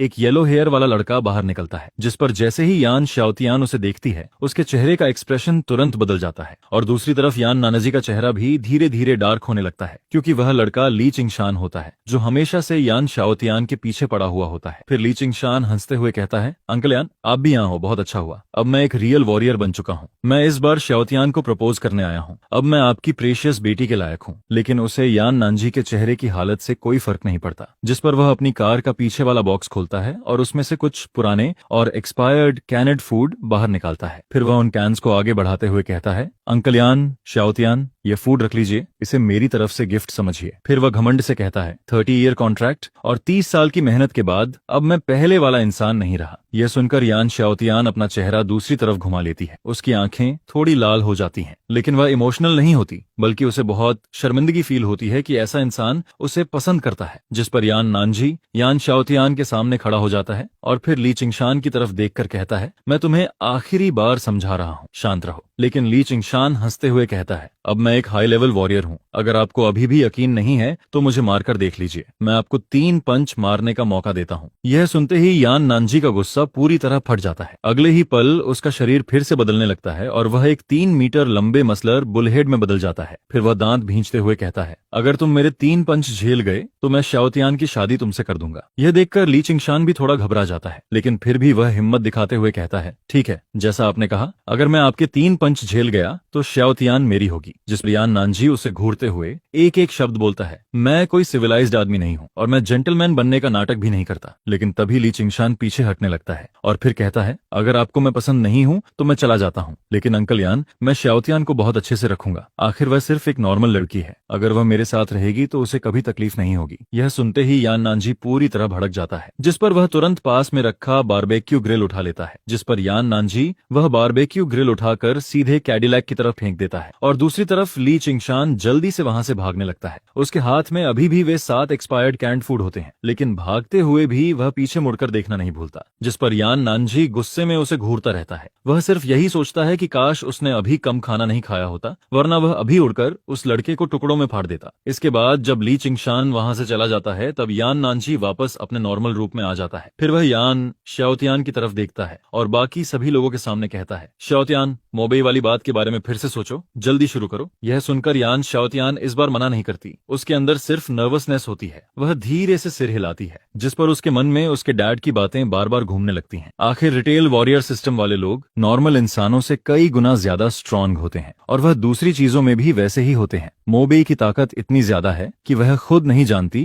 कि वह उसे संभाल भी पाएगी या नहीं, लेकिन फिर अगले ही पल यान शियाओतियान जल्दी से सिर हिलाकर खुद को संभालती है। आखिर वह यान शियाओतियान है जिसे हमेशा से कोल्ड ब्यूटी कहा जाता है। वह आखिर कैसी अजीब बातें सोच रही होती है। इसके बाद विला की स्ट्रेंथनिंग पूरी तरह खत्म हो जाती है। अब विला का हर कोना, यहाँ तक कि नीचे की फाउंडेशन भी वज्र मटेरियल से पूरी तरह कवर हो चुकी होती है, जिस पर अब अगर कोई मिसाइल भी विला पर गिरा दे तब भी विला की डिफेंस नहीं टूटती। यहाँ तक कि अगर बहुत सारे रिटेल वॉरियर्स मिलकर भी अटैक करें तब भी विला बिल्कुल सेफ रहती है। इसके बाद मोबेई यान फैमिली के फादर और डॉटर को बुलाता है। फिर वह कहता है, अब हमें जल्दी से अपना लेवल बढ़ाना होगा और इसके लिए सबसे अच्छा तरीका यह है कि बाहर के लोग उन म्यूटेटेड मॉन्स्टर्स को मारें और फिर उनके गोल्डन कोर हमारे पास लाएं। जिस पर वह आगे कहता है, बाकी मुझे बहुत सारे गोल्डन कोर एब्जॉर्ब करने हैं क्योंकि अगली बार बाहर जाने से पहले मुझे कुछ तैयारी करनी होगी। हम लोग अपनी सप्लाईज देकर उनसे गोल्डन कोर एक्सचेंज कर सकते हैं। इस अपोकैलिप्स में सबसे जरूरी चीज सिर्फ स्ट्रेंथ होती है। यह सुनकर यान नानजी और यान शियाओतियान दोनों सिर हिलाते हैं क्योंकि अब इस दुनिया में खाना और ताकत दोनों किसी भी चीज से ज्यादा जरूरी होते हैं। लेकिन इन दिनों यान शाओतियान थोड़ी खोई खोई रहने लगती है क्योंकि उसके दिमाग में बार बार उसके डैड की बात घूमती रहती है। मोबेई बहुत अच्छा था, वह स्ट्रांग भी है, स्मार्ट भी है और सबसे बड़ी बात वह हैंडसम भी है। ऐसे टाइम में ऐसा आदमी किसी खजाने से कम नहीं होता। जिस पर यान शाओतियान सोचती है कि अगर मोबेई चाहे तो बहुत जल्दी उसके आसपास लड़कियों की लाइन लग जाएगी। फिर वह मन में सोचती है, नहीं, मुझे जल्दी कुछ करना होगा। लेकिन यह सोचते ही वह और भी ज्यादा नर्वस हो जाती है क्योंकि वह हमेशा से बाहर की दुनिया के सामने एक कोल्ड और सीरियस लड़की की तरह रहती आई है। उसके आसपास हमेशा बहुत सारे लड़के रहे हैं लेकिन उसने कभी किसी को पसंद नहीं किया और अब उसे खुद जाकर मोबेई से अपने दिल की बात कहनी होगी। यह सोचकर ही उसका चेहरा लाल हो जाता है। उसे बिल्कुल समझ नहीं आता कि वह क्या करे। लेकिन तभी जब यान शाओतियान अपने मन में यह सब सोच रही होती है तभी कुछ गाड़ियां विला के बाहर आकर रुकती हैं, जिस पर उन कार से कुछ लोग नीचे उतरते हैं। उनके हाथ में कुछ स्नेक स्किन बैग्स होते हैं और उन बैग्स के अंदर बहुत सारे गोल्डन कोर भरे होते हैं। दूसरी तरफ मोबेई पहले ही विला के बाहर लगे सर्विलांस से यह सब देख चुका होता है, जिस पर वह सीधा दरवाजा खोलकर बाहर चला जाता है। जैसे ही वे लोग मोबेई को देखते हैं वे तुरंत बहुत ऑनेस्टली बिहेव करने लगते हैं क्योंकि वे जानते हैं कि मोबेई कोई नॉर्मल इंसान नहीं बल्कि एक बहुत डेंजरस आदमी है। जिस पर उनमें से एक जल्दी से कहता है, गलत मत समझिए, हमारा कोई बुरा इरादा नहीं है, हम बस सप्लाईज एक्सचेंज करने आए हैं। फिर वह अपने हाथ में पकड़ा हुआ बैग खोलता है और कहता है, ये सब गोल्डन कोर हैं जो हमने उन मॉन्स्टर्स को मारकर निकाले हैं। जिस पर मोबेई उन बैग्स के अंदर नजर डालता है, वहां कम से कम 10 से ज्यादा गोल्डन कोर होते हैं। इसके बाद मोबेई सिर हिलाता है और फिर लोगों से कहता है कि कुछ सप्लाईज लाकर इन लोगों को दे दो। जिसके बाद वह सारे गोल्डन कोर लेकर वापस विला के अंदर आ जाता है। वापस आने के बाद मोबेई उनमें से एक एक गोल्डन कोर यान नानजी और यान शाओतियान को देता है ताकि वे लोग भी उसे एब्जॉर्ब कर सकें। लेकिन मोबेई जैसा नहीं होता क्योंकि नॉर्मल रिटेल वॉरियर्स के लिए एक गोल्डन कोर एब्जॉर्ब करना ही बहुत मुश्किल होता है। उसमें बहुत ज्यादा एनर्जी लगती है। एक गोल्डन कोर ही उनके लिए काफी टाइम तक एब्जॉर्ब करने के लिए इनाफ होता है। और इन दिनों मोबेई से बात करते करते यान नानजी और यान शाओतियान भी गोल्डन कोर की इंपॉर्टेंस समझ चुके होते हैं। उन्हें पता होता है कि इससे उनका लेवल बढ़ सकता है, जिस पर वे दोनों बिना कुछ सोचे उसे एब्जॉर्ब करना शुरू कर देते हैं। दूसरी तरफ मोबेई एक गोल्डन कोर उठाता है और उसे अपनी हथेली पर रखता है। अगले ही पल उसकी हथेली में वही काली ब्रेथ दिखाई देने लगती है और फिर वह उस गोल्डन कोर को सीधे एब्जॉर्ब कर लेता है। जिस पर एक म्यूटेटेड बीस्ट का गोल्डन कोर पल भर में पूरी तरह मोबेई के अंदर चला जाता है और वह बिना रुके दूसरा फिर तीसरा एब्जॉर्ब करता रहता है। यह देखकर यान नानजी और यान शाओतियान दोनों पूरी तरह शॉक्ड रह जाते हैं क्योंकि वे लोग अभी तक एक गोल्डन कोर भी पूरा एब्जॉर्ब नहीं कर पाए होते और मोबेई पहले ही 2 बैग्स खत्म कर चुका होता है। जिस पर दोनों के मन में सिर्फ एक ही बात आती है, वे भी रिटेल वॉरियर्स हैं लेकिन मोबेई और उनके बीच का फर्क बहुत ज्यादा है। वह इंसान कम, मॉन्स्टर ज्यादा लगता है। इसके बाद अगले कुछ दिन काफी शांति से गुजरते हैं। बीच बीच में लोग आते रहते हैं और गोल्डन कोर देकर सप्लाईज ले जाते रहते हैं, जिस पर मोबेई को इससे कोई प्रॉब्लम नहीं होती, क्योंकि उसके पास जमा की गई सप्लाईज इतनी ज्यादा होती हैं कि अगर पूरा शहर भी एक्सचेंज करने आ जाए तब भी वे खत्म नहीं होंगी। और दूसरी तरफ उन सब गोल्डन कोर का ज्यादातर हिस्सा मोबेई खुद एब्जॉर्ब कर रहा होता है, जिस पर उसकी ताकत लगातार बढ़ती रहती है। कुछ दिनों बाद उसकी स्ट्रेंथ और लेवल फिर से काफी बढ़ जाते हैं, जिस पर मोबेई अपने शरीर में बढ़ी हुई ताकत को फील करता है और फिर धीरे से खुद से कहता है, मुझे अपनी स्ट्रेंथ बढ़ने से ज्यादा नए जेन्स एब्जॉर्ब करने की चिंता है। पता नहीं अगली बार नए जेन्स एब्जॉर्ब करने का मौका कब मिलेगा। इसके बाद रात हो जाती है और हमेशा की तरह मोबेई जल्दी अपने रूम में जाकर आराम करने लगता है, लेकिन तभी उसके कमरे के बाहर हल्के कदमों की आवाज आती है, जिस पर कुछ सेकंड बाद उसका बंद दरवाजा धीरे से खुलता है और फिर एक लड़की धीरे धीरे अंदर आने लगती है। मोबेई तुरंत समझ जाता है कि यह कोई चोर या दुश्मन नहीं है, क्योंकि जो लड़की उसके रूम में चुपके से आई होती है वह यान श्याओतियान होती है। यान श्याओतियान धीरे धीरे चलते हुए बेड के पास आती है, जिस पर मोबेई पहले ही उसके शरीर की हल्की सी खुशबू फील कर चुका होता है। इस समय यान श्याओतियान अपनी यूजुअल कोल्ड और प्राउड वाली इमेज से बिल्कुल अलग लग रही होती है। उसका चेहरा पूरा लाल होता है और वह बेड के पास आकर खड़ी हो जाती है। फिर वह बार बार अपनी सांसों को कंट्रोल करने की कोशिश करती है और खुद को हिम्मत देने लगती है, लेकिन इसके बाद भी उसका दिल इतनी तेजी से धड़क रहा होता है जैसे अभी बाहर निकल आएगा। जिस पर वह अपने मन में सोचती है, मुझे सच में मोबेई अच्छा लगता है, उसने हमारी फैमिली को बचाया है। अगर उस दिन उसने उस इलेक्ट्रिक आदमी को नहीं रोका होता तो मैं और डैड दोनों मर गए होते। इसके बाद वह अपने मन के खिलाफ एक बड़ा फैसला लेती है। फिर धीरे धीरे मोबेई के पास बेड पर लेट जाती है। वह अपनी आंखें बंद कर लेती है और सोने का नाटक करने लगती है, लेकिन मोबेई कोई बेवकूफ नहीं होता। वह तुरंत समझ जाता है कि यान श्याओतियान उसके पास क्यों आई है, जिस पर वह हैरान हो जाता है, क्योंकि उसे लगा था कि यान श्याओतियान सिर्फ उसका एहसान चुकाना चाहती है, लेकिन उसने तो ऐसा कुछ कर दिया जिसकी उसने बिल्कुल उम्मीद नहीं की थी। फिर मोबेई धीरे से कहता है, तुम यहाँ क्या कर रही हो? यह सुनते ही यान श्याओतियान, जो अभी तक अपने दिल की धड़कन दबाने की कोशिश कर रही होती है, डरकर हल्का सा चीख पड़ती है, जिस पर उसका चेहरा और भी ज्यादा लाल हो जाता है। उसकी आंखें इधर उधर देखने लगती हैं। वह कुछ बोल नहीं पाती, लेकिन अगले ही पल वह अपना मन बदल लेती है, क्योंकि वह अब आधे रास्ते में पीछे नहीं हट सकती। जिस पर मोबे कुछ समझ पाता उससे पहले ही यान श्याओतियान अचानक पलटकर उसकी तरफ आ जाती है और फिर वह बिना कुछ बोले अपने गर्म होंठ उसके होंठों पर रख देती है। इसके बाद कमरे में पूरी तरह सन्नाटा छा जाता है। बाहर चांदनी जमीन पर शांत होकर चमक रही होती है, लेकिन वह कमरे के अंदर चल रही गर्माहट तक नहीं पहुंच पाती। इसके बाद अगली सुबह चौथे दिन मोबेई बहुत जल्दी उठ जाता है। उसका चेहरा पहले जैसा ही नॉर्मल होता है, लेकिन दूसरी तरफ यान श्याओतियान लगभग दोपहर में उठती है और जब वह चलती हुई नीचे आती है तब उसका चलने का तरीका थोड़ा अजीब लग रहा होता है, जिस पर लिविंग रूम का माहौल थोड़ा ऑकवर्ड हो जाता है। हालांकि यान नानजी के दिल में बहुत खुशी होती है, लेकिन वह कुछ नहीं कहता। तभी मोबेई अचानक उसकी तरफ देखकर कुछ बोलने लगता है, लेकिन उससे पहले ही यान नानजी हाथ उठाकर कह देता है, तुम दोनों की बातों में मैं नहीं पड़ूंगा, तुम लोग जो करना चाहते हो खुद डिसाइड करो। फिर वह अचानक याद करके कहता है, वैसे मोबेई आज सुबह फिर बहुत सारे लोग सप्लाईज एक्सचेंज करने आए थे। जिस पर मोबेई सिर हिलाता है। फिर वह अपना सूटकेस खोलता है और उसके अंदर रखे गोल्डन कोर अब्सॉर्ब करना शुरू कर देता है। कुछ ही मिनटों में सूटकेस के अंदर रखे सारे गोल्डन कोर उसके अंदर चले जाते हैं, जिस पर अचानक उसके दिमाग में सिस्टम की आवाज गूंजती है, कंग्रेचुलेशंस, होस्ट का लेवल बढ़कर लेवल 10 हो गया है और एक नया डवोर चांस अनलॉक हो गया है। अब होस्ट प्लांट्स और इंसेक्ट्स को भी डवोर कर सकता है। यह सुनकर मोबेई थोड़ा सोचने लगता है। हालांकि उसे अभी भी समझ नहीं आता कि ब्लड लाइन लेवल का क्या मतलब है, लेकिन उसके लिए अभी वह बात ज्यादा जरूरी नहीं होती, क्योंकि उसे एक और डवोर चांस मिल चुका होता है और इस बार उसके पास एनिमल्स के अलावा प्लांट्स और इंसेक्ट्स में से भी कुछ चुनने का मौका होता है, जिससे उसका अगला टारगेट ढूंढना और आसान हो जाता है। जिस पर मोबेई मन ही मन सोचता है कि अब उसे दो काम करने हैं। पहला, उसे एक नया डवोर टारगेट ढूंढना है और दूसरा, उसे वह रेस्यूरेक्शन इक्विपमेंट ढूंढनी है, क्योंकि वह इक्विपमेंट बहुत ज्यादा पावरफुल होती है। अगर किसी के पास वह हो तो उसके पास जैसे दूसरी जिंदगी आ जाती है, लेकिन उसे ढूंढना आसान नहीं होता, क्योंकि अपने पिछले जीवन में मोबेई ने देखा था कि वह इक्विपमेंट लॉन्गहू माउंटेन के फैट डहाई के हाथ लगी थी और उसी इक्विपमेंट की वजह से वह बहुत पावरफुल बन गया था। सबसे जरूरी बात, फैट दही के पास डिविनेशन की एबिलिटी भी होती है और उसकी मदद से वह हर तरह के ट्रेजर ढूंढ सकता है। जिस पर मोबेई समझ जाता है कि अभी के लिए उसका मेन टारगेट यही है, पहले फैट डहाई को ढूंढना है और फिर उसे अपने साथ लेना है। ये सोचते ही मोबेई यान श्याओतियान को साथ लेकर बाहर निकल जाता है। फिर दोनों विला से निकलकर एक रेड कार में बैठते हैं और लॉन्गहू माउंटेन की तरफ निकल जाते हैं, क्योंकि इस बार वे सप्लाईज कलेक्ट करने नहीं जा रहे होते। रास्ते में यान शाओतियान उससे पूछती है, हम आखिर वहां क्यों जा रहे हैं, जिस पर मो बेई उससे कुछ नहीं छुपाता। वह फैट दहाई की डिविनेशन एबिलिटी के बारे में बताता है और साथ ही उस रेस्यूरेशन इक्विपमेंट के बारे में भी सब कुछ बता देता है। यह सुनकर यान शाओतियान बहुत शॉक्ड हो जाती है। फिर वह कहती है, यह तो सीधा सीधा रिवाइवल वाली चीज लग रही है, क्या सच में ऐसी इक्विपमेंट मौजूद हो सकती है? लेकिन अगले ही पल वह खुद ही चुप हो जाती है, क्योंकि जब इस दुनिया में जानवर, पेड़ पौधे और कीड़े तक मॉन्स्टर बन सकते हैं तो फिर ऐसी चीज का होना भी उतना शॉकिंग नहीं लगता। इसके बाद रास्ता बिल्कुल खाली रहता है, सड़क पर और कोई गाड़ी नहीं होती,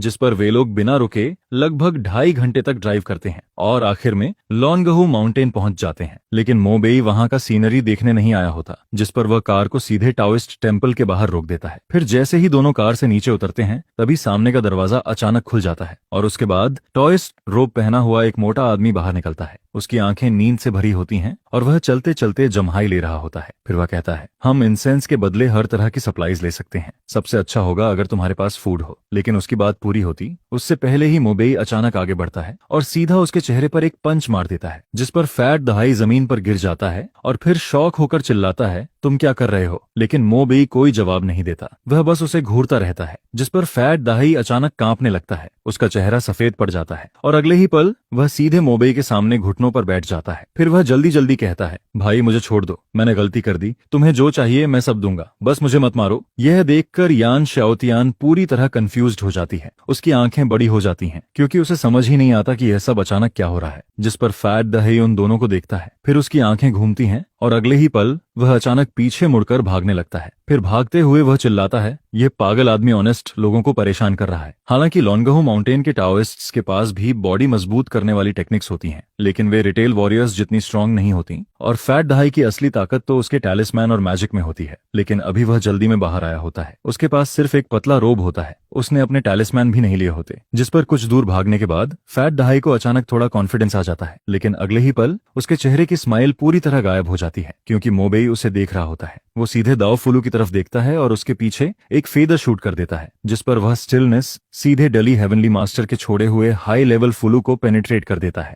यह देखकर मो बेई एक बहुत ही एक्स्ट्रा ऑर्डिनरी बात बोलता है, जिस पर वो बस अपने फिस्ट्स घुमाता ही रहता है। चाहे फैट है कि आवाज बंद हुई हो या नहीं, उसे बस सामने वाले को उसके दिल तक मारना था। फिर यह पूरा यूरोपियन स्टाइल फाइट करीब आधे घंटे तक चलता है, जिस पर फैट है अब चिल्ला भी नहीं पाता है। उसका गला पूरी तरह इच्ची हो चुका था, उसका बॉडी नंब होने लगता है और धीरे धीरे उसे पेन भी नॉर्मल लगने लगता है। फिर मो बेई उससे कहता है, मुझे चाहिए कि तुम वॉर कैप्चर टेक्निक में मेरे साथ कोऑपरेट करो, जिसके बदले में मैं तुम्हें मटेरियल्स दूंगा। जिस पर मो बेई की बात अभी रिकॉर्ड ही हुई थी कि यान शाओतियान तुरंत एक मीटिंग करता है, फिर बाहर जाता है और फेरारी में रखे कुछ बड़े बड़े बॉक्सेस अंदर लेकर आता है। यह देखकर फैट है तुरंत बोलता है, पूरा लाओ तज्जू को अनपरेड करेगा। ये बात पहले बोलनी चाहिए थी, इतने सारे मटेरियल्स निकाल दिए तो लाओ तज्जू पहले ही मान जाता। इसके बाद मो बेई कई बड़े बॉक्सेस भरकर मटेरियल्स एक्सचेंज करने के लिए तैयार हो जाता है, जिस पर फैट है के पास मना करने की कोई वजह ही नहीं बचती है। फिर मो बेई उससे कहता है, यही कंडीशन है जो मैं दे सकता हूँ, अगर तुम कोऑपरेट करने के लिए मान जाते हो तो नेचुरली सबसे अच्छा रहेगा, लेकिन अगर नहीं मानोगे तो मैं तुम्हें तब तक मारता रहूंगा जब तक तुम मान नहीं जाते। यह सुनकर उसी समय फैट दहाई के होंठ फड़कने लगते हैं, उसकी आंखों के आगे अंधेरा छा जाता है। उसके मन में बस यही आता है कि यह आदमी जरूर किसी मेल हार्मोन का स्प्लिट वर्जन है, इसने चीजों को बहुत ज्यादा ओवर कर दिया है। ये शांग की तरह ही प्रॉपर कॉपी लगता है, अगर सामने वाला एग्री नहीं करता तो ये बस मारना शुरू कर देता है। जिस पर फैट है तुरंत बोलता है, ठीक है मैं मानता हूँ, मैं तुम्हारी बात मानता हूँ, मेरी बैटल कैप्चर टेक्निक सच में कुछ ट्रेजर्स की लोकेशन कैलकुलेट कर सकती है, मैं तुम्हारी हेल्प करूंगा। यह देखकर मो बेई भी थोड़ा हैरान हो जाता है, उसे खुद भी उम्मीद नहीं थी कि यह इतना स्मूथली हो जाएगा। जिस पर उसके मन में आता है कि पहले मारो और फिर बात करो वाला उसका तरीका शायद सच में काम करता है। इसके बाद फैट है जल्दी से अपना सामान पैक करता है और फिर वह लॉन्गहू माउंटेन छोड़ देता है। फिर करीब 2.5 घंटे बाद सभी लोग वापस विला में पहुंचते हैं, जिस पर फेरारी अभी रुकती ही है कि मो बेई अचानक बोलता है, सेकंड रियलम बहुत जल्द खुलने वाला है, इस दौरान तुम हमारे साथ ही रहोगे, अभी तुम्हें कुछ करने की जरूरत नहीं है, बस आराम करो, रिकवर करो और सिचुएशन खुलने का वेट करो। जिस पर फैट दहाई और मेंगडुओ दोनों सिर हिलाते हैं। फिर फैट है को सेटल कर दिया जाता है। इसके बाद मो बेई यान शाओतियान को लेकर यान नानजी के पास जाता है और उसे यहाँ की पूरी सिचुएशन का जनरल आइडिया बताता है। फिर देखते ही देखते शाम हो जाती है और डिनर का टाइम आ जाता है, जिस पर फैट दहाई भी मो बेई और बाकी लोगों के साथ खाना खाने बैठता है। लेकिन मो बेई को जल्द ही महसूस होता है कि फैट दहाई खाना खा नहीं रहा बल्कि पूरा टेबल साफ करता जा रहा है। यहाँ तक कि फेंग ज्यू का जो बच्चों वाला मेन्यू था वह भी उसे बहुत टेस्टी लगने लगता है, जिस पर कुछ ही देर में टेबल पर रखा लगभग सारा खाना खत्म हो जाता है। यह देखकर यान नानजी के मन में भी एक अजीब सा थॉट आता है। उसे लगता है कि यह लड़का कहीं जूबाजी का रीइंकार्नेशन तो नहीं है। यह सुनकर मो बेई के होंठ भी हल्के से ट्विच करते हैं। उसके मन में अचानक डाउट आता है कि क्या वह सच में जिस मोटे आदमी को लेकर आया है वही फ्यूचर में ड्रैगन किंगडम के सबसे बड़े पावर हाउसेस में से एक बनने वाला है। लेकिन वह इन सब बातों को साइड में रख देता है, क्योंकि उसके लिए अभी सबसे इंपॉर्टेंट चीज सेकंड रियलम का रेस्यूरेक्शन लेवल इक्विपमेंट है। वही अभी उसका सबसे बड़ा टारगेट बना हुआ है और अभी भी उसके पास उसे डवोर करने का चांस मौजूद है। जिस पर मो बेई के मन में आता है कि अभी बेकार की बातें सोचने का कोई फायदा नहीं है। उसके लिए सबसे जरूरी चीज बस यही है कि सेकंड रियलम खुलने से पहले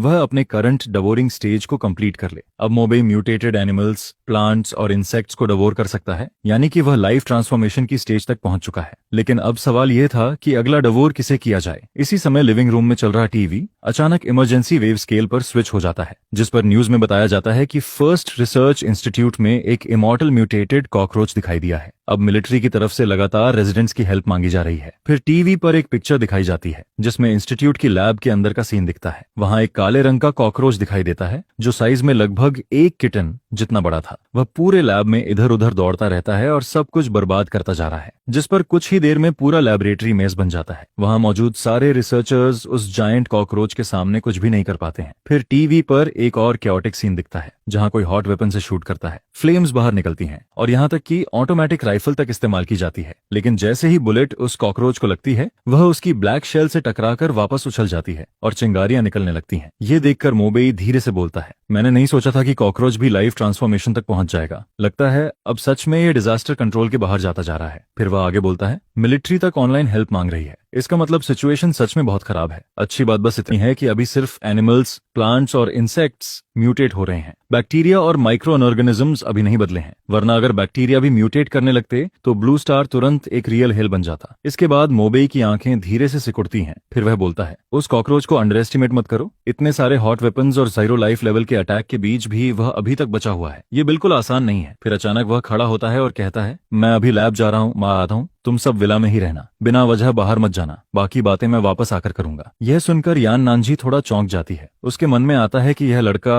शायद उस लैबोरेटरी में लोगों की हेल्प करने जा रहा है। उसने कभी नहीं सोचा था कि हमेशा दुश्मनों के लिए रशलस रहने वाला मो बेई अंदर से इतना काइंड भी हो सकता है। वहीं दूसरी तरफ फैट दहाई अभी भी अपनी हालत की वजह से ज्यादा स्टेबल नहीं था, जिस पर वह बस सिर उठाकर मो बेई की तरफ देखता है। फिर यान नानजी उससे कहती है, चिंता मत करो, हम सब यहाँ हैं, लेकिन तुम वापस सेफ लौट कर आना। जिस पर मो बेई सिर हिलाता है। फिर वह विला से बाहर निकलता है। इसके बाद फेरारी तेजी से वहां से निकलती है और सीधे फर्स्ट रिसर्च इंस्टीट्यूट की तरफ बढ़ने लगती है। नॉर्मली कोई भी आम इंसान उस जगह के पास जाता तो उसे वार्निंग मिलती या फिर पुलिस स्टेशन ले जाकर पूछताछ की जाती, लेकिन अब डार्क टर्नाइल शुरू हो चुका था, जिस पर पुराने रूल्स की कोई वैल्यू नहीं बची थी। फिर कुछ देर बाद स्टाफ का एक मेंबर मो बेई को लेकर इंस्टीट्यूट के अंदर एक ऑफिस में पहुंचता है। अंदर जाते ही वह सामने बैठे फिगर से एक्साइटेड होकर कहता है, डियन, कोई हमारी रिसर्च इंस्टीट्यूट की हेल्प करने आया है, मैं इन्हें अंदर लेकर आया हूँ। जिस पर ऑफिस के अंदर लेदर सोफा पर एक वुमन बैठी हुई दिखाई देती है। बाहर तेज हवा और बारिश चल रही थी और वह वुमन वही बैठी हुई थी। उसने पहन रखा था लैब की सफेद रोशनी में उसकी सफेद कलाइयां साफ दिख रही थीं और उसकी उंगलियों में एक पेयर ऑफ व्हाइट और पतले ग्लव्स दिखाई दे रहे थे। लेकिन जैसे ही उसने देखा कि वहां सिर्फ एक ही इंसान आया है, वह तुरंत डिसअपॉइंटेड हो जाती है। फिर वह धीरे से बोलती है, तो बस तुम ही आए हो। जिस पर शेन क्यूलान एक गहरी सांस लेती है, फिर उठकर सीधे मो बेई के सामने आ जाती है। उसके पास आते ही एक हल्की सी फ्रेग्रेंस फील होती है। मो बेई भी नोटिस करता है कि वह काफी खूबसूरत है। फिर वह अपना हाथ आगे बढ़ाकर कहती है, मेरा नाम शेन क्यूलन है। जिस पर मो बेई थोड़ा हैरान होता है। उसे वैगली याद आता है कि अगर उसे सही याद है तो ये शेन क्यूलन भी एक एबिलिटी यूजर थी। फिर वह कहता है, मैं मो बेई हूँ। जिस पर शेन क्यूलन बोलती है, सबसे पहले यहाँ आकर हमारी हेल्प करने के लिए थैंक्स, लेकिन ये कॉकरोच बिल्कुल भी कोई नॉर्मल म्यूटेंट बीस्ट नहीं है और हमारे लैब में ज्यादातर लोग सिर्फ बिगिनर लेवल के हैं। फिर वह थोड़ा रुककर कहती है, सब लोग अलग हैं, लेकिन सिंस तुम हेल्प करने आए हो तो मैं बस यही चाहती हूँ कि तुम अपनी सेफ्टी का ध्यान रखो। जिस पर मो बेई सीधा जवाब देता है, डीन शन, बेकार की बातों को रहने दीजिए, अगर मैं यहाँ हेल्प करने आया हूँ तो मैं आपको पीछे नहीं खींचूंगा। इसके बाद शेन क्यूलन खुद मो बेई को लेकर लैबोरेटरी के अंदर जाती है। अंदर का पूरा लैब पूरी तरह मेज बना बना हुआ था। स्पेशल मटेरियल से बनी वॉल्स तक में बड़े बड़े होल्स हो चुके थे। पूरा सीन देखने लायक नहीं था। वहां रिसर्च इंस्टीट्यूट के कई जीरो बीस्ट वॉरियर्स भी मौजूद थे, लेकिन इतने लोगों के होने के बावजूद वह म्यूटेंट कॉकरोच किसी को भी मौका नहीं दे रहा था। फिर अचानक जो म्यूटेंट कॉकरोच इतने लोगों के अटैक के बीच भी बिल्कुल ठीक था, वह अचानक रुक जाता है और सीधे मोबेई की तरफ दौड़ने लगता है। यह देखकर मोबेई भी शॉक्ड रह जाता है और मन ही मन गाली देता है। आधे मीटर जितना बड़ा वह जायंट कॉकरोच एक बेहद अजीब पोज में उसकी तरफ कूदता है, जिस पर मोबेई के दिमाग में बस एक ही बात आती है, इतने सारे लोग यहाँ खड़े हैं और इसके बगल में इतनी खूबसूरत डीन शेन क्यूलान भी खड़ी है, लेकिन यह कॉकरोच सिर्फ मेरी तरफ ही क्यों आ रहा है। वहीं दूसरी तरफ शेन क्यूएलन भी यह देखकर रिएक्ट करती है, लेकिन वह जीरो बीस्ट वॉरियर नहीं थी, इसलिए वह कुछ भी नहीं कर सकती थी। जिस पर पूरा कैओटिक सीन अचानक एक अजीब सी खामोशी में बदल जाता है। वहां मौजूद सभी लोग एक साथ मोबेई की तरफ देखने लगते हैं। सबको लगता है कि अब उसके साथ कुछ बुरा होने वाला है। फिर कुछ देर के लिए मोबेई भी रुक जाता है। वह ऑलमोस्ट अपने ट्रांसफॉर्मेशन स्टेट में जाने ही वाला था, लेकिन तभी अचानक एक ऐसा सीन होता है जिसे देखकर सभी लोग दंग रह जाते हैं, क्योंकि वह कॉकरोच मोबेई पर अटैक नहीं करता, बल्कि वह उसके सामने आकर रुक जाता है, फिर जमीन पर झुक जाता है और उसके मुंह से अजीब सी आवाज निकलने लगती है। जिस पर मोबेई अपना सिर खुजलाता है और कंफ्यूज्ड होकर बोलता है, क्या तुम मुझे सरेंडर कर रहे हो? फिर वह ऑकवर्ड होकर कहता है, ठीक है, थैंक्स। जिस पर वह कॉकरोच फिर से एक आवाज निकालता है, जैसे वह मोबेई की बात का जवाब दे रहा हो। हालांकि मोबेई उसकी आवाज समझ नहीं पाता, लेकिन वह साफ देख सकता था कि उसका पोस्चर नीचे हो गया था, यानी कि वह कॉकरोच सच में उसके सामने सरेंडर कर चुका था। यह देखकर पूरे लैबोरेटरी के रिसर्चर्स और यहाँ तक कि शेन क्यूएलन भी पूरी तरह शॉक्ड रह जाते हैं। उन सब की समझ ही बदल जाती है। फिर मोबेई सीधा शेन क्यूलान की तरफ देखकर कहता है, डैन शेन, लगता है सब सॉल्व हो गया है, इस कॉकरोच को मैं अपने साथ ले जाता हूँ। जिस पर वहां मौजूद सभी लोग बस उसे जाते हुए देखते रह जाते हैं। इसके बाद मोबेई उस कॉकरोच को लेकर लैब से बाहर निकल जाता है। फिर वह उसे एक सुनसान और दूर वाले कोने में ले जाता है। फिर वह कॉकरोच की तरफ देखकर बोलता है, तुम मेरी बात समझ सकते हो, है ना? जिस पर वह कॉकरोच फिर से आवाज निकालता है और हल्का सा अपना सिर झुका देता है, जैसे वह उसकी बात का जवाब दे रहा हो। फिर मोबेई सीधा बोलता है, सेंस तुमने सरेंडर कर दिया है तो अब मैं तुम्हें डिवोर करने वाला हूँ, तुम्हें कोई प्रॉब्लम तो नहीं है? यह सुनते ही वह कॉकरोच अचानक आवाज निकालता है, फिर तुरंत पलटकर भागने लगता है। उसके आठों पैर इतनी तेजी से चलते हैं कि वह ऑलमोस्ट गोली की तरह भागता है। यह देखकर मोबेई समझ जाता है कि सामने वाला सरेंडर तो कर चुका है, लेकिन उसकी अपनी सोच और कॉन्शियसनेस अभी भी बाकी है। वह कोई इमोशनलेस पपेट नहीं बना था। जिस पर मोबेई तुरंत अपनी ट्रांसफॉर्मेशन स्टेट में चला जाता है। अगले ही पल उसके शरीर से बिजली से भरे 2 अटैक्स निकलते हैं और सीधे भागते हुए कॉकरोच की तरफ शूट हो जाते हैं। फिर वह कॉकरोच पूरी तरह बिजली से ढक जाता है, जिस पर मोबेई अपने विंग्स हिलाता है और अगले ही पल उसके सामने पहुंच जाता है। फिर वह अपना सिर नीचे करता है और कॉकरोच के सिर को सीधा काट लेता है। कुछ ही देर में क्रंच जैसी आवाज आने लगती है। फिर कुछ मिनट बाद वह कॉकरोच पूरी तरह मोबेई के द्वारा डिवोर कर लिया जाता है। फिर उसके दिमाग में एक आवाज सुनाई देती है, कंग्रेचुलेशंस होस्ट, आपने म्यूटेंट कॉकरोच को सक्सेसफुली डिवोर कर लिया है। जेनेटिक सीक्वेंस सक्सेसफुली एक्सट्रैक्ट हो चुका है। आपने नई एबिलिटी इवॉल्व की है, स्पिरिट वॉइड टेंटिकल। इसमें पावरफुल डेंजर परसेप्शन एबिलिटी मौजूद है। जिस पर मोबेई थोड़ा कंफ्यूज्ड हो जाता है। स्पिरिट वॉइड टेंटल, यह नाम थोड़ा अजीब है, लेकिन नाम से ज्यादा उसे उस नई डेंजर परसेप्शन एबिलिटी में इंटरेस्ट था। जिस पर अगले ही पल मोबेई अचानक कुछ फील करता है। फिर उसके सिर के ऊपर 2 लंबे और पतले फीलर्स निकल आते हैं। यह देखकर वह तुरंत बोल पड़ता है, यह क्या है? डबल पोनीटेल वॉरियर बन गया हूं क्या?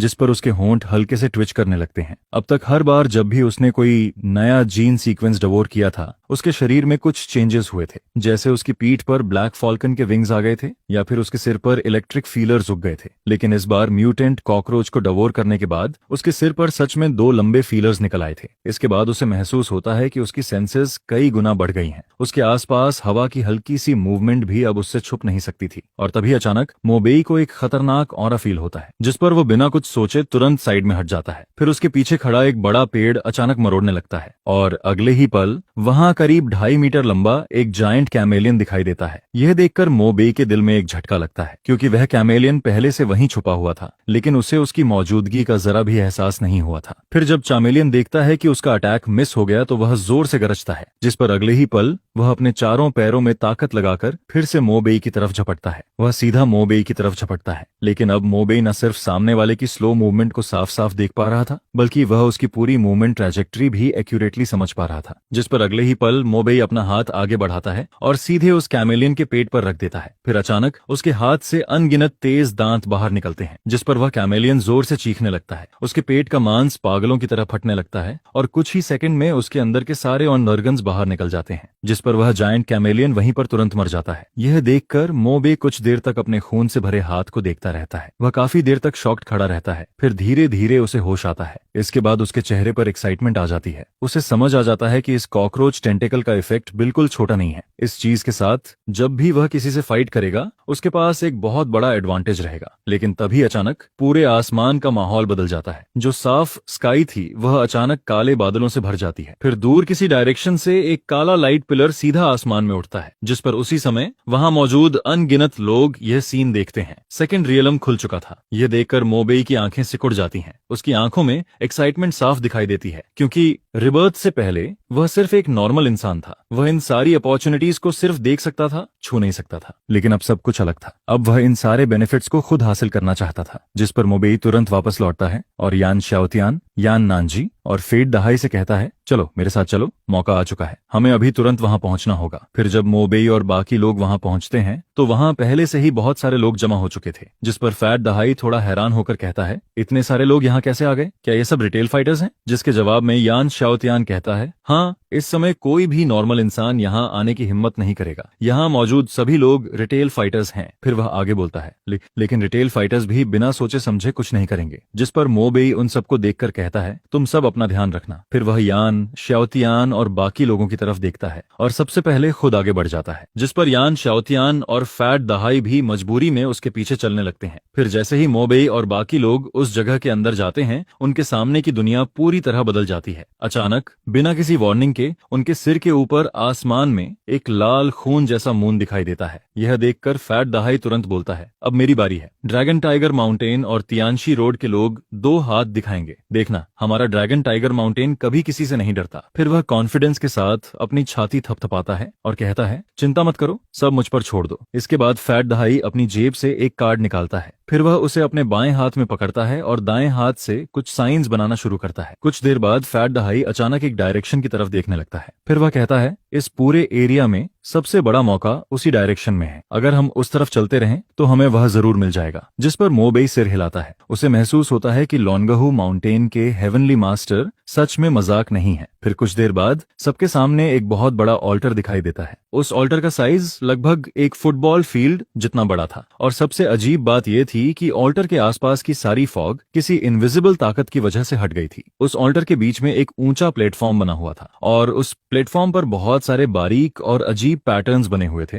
जिन्हें देखकर एक अजीब फीलिंग आती थी। फिर जब मोबेई ऊपर देखता है तो उसे वहां 6 क्रॉसेस दिखाई देते हैं। हर क्रॉस पर एक सेट आर्मर रखा हुआ था। वह पूरा ब्लैक कलर का था और उसके ऊपर एक अजीब सी पावर बह रही थी और हर आर्मर के बीच में एक पेल ब्लू कलर का जेम लगा हुआ था। उस जेम पर भी कुछ अननोन पैटर्न्स बने हुए थे। यह देखकर मोबेई की आंखें चमक उठती हैं, क्योंकि यही वह जगह थी और इन क्रॉसेस पर रखे वही आर्मर्स, वही रेस्यूरेक्शन इक्विपमेंट थे। जिस पर मोबेई बिना एक सेकंड वेस्ट किए अपनी ब्लैक विंग्स फैलाता है और सीधे उस प्लेटफॉर्म की तरफ उड़ने लगता है। लेकिन तभी अचानक एक जोरदार रोर सुनाई देता है जो पूरे अंधेरे आसमान में गूंज जाता है। फिर फॉग के अंदर से एक बहुत बड़ा मॉन्स्टर बाहर आता है और सीधे ऑल्टर के सामने उतर जाता है, जिस पर वह मोबेई का रास्ता रोक देता है। उस मॉन्स्टर का पूरा शरीर फॉग में छिपा हुआ था, लेकिन फिर भी उसका बड़ा बॉडी और हाथ में पकड़ा हुआ ट्राइडेंट साफ दिखाई दे रहा था। उस ट्राइडेंट पर नीली आग जल रही थी। यह देखकर मोबेई का चेहरा सीरियस हो जाता है, क्योंकि उसे तुरंत समझ आ जाता है कि यह डार्क साउंड फॉरेस्ट का मॉन्स्टर है। लेकिन यह कोई normal dark sound forest monster नहीं था। यह एक एलीट लेवल का डार्क साउंड फॉरेस्ट मॉन्स्टर था और उसके शरीर से निकलने वाली ऑरा देखकर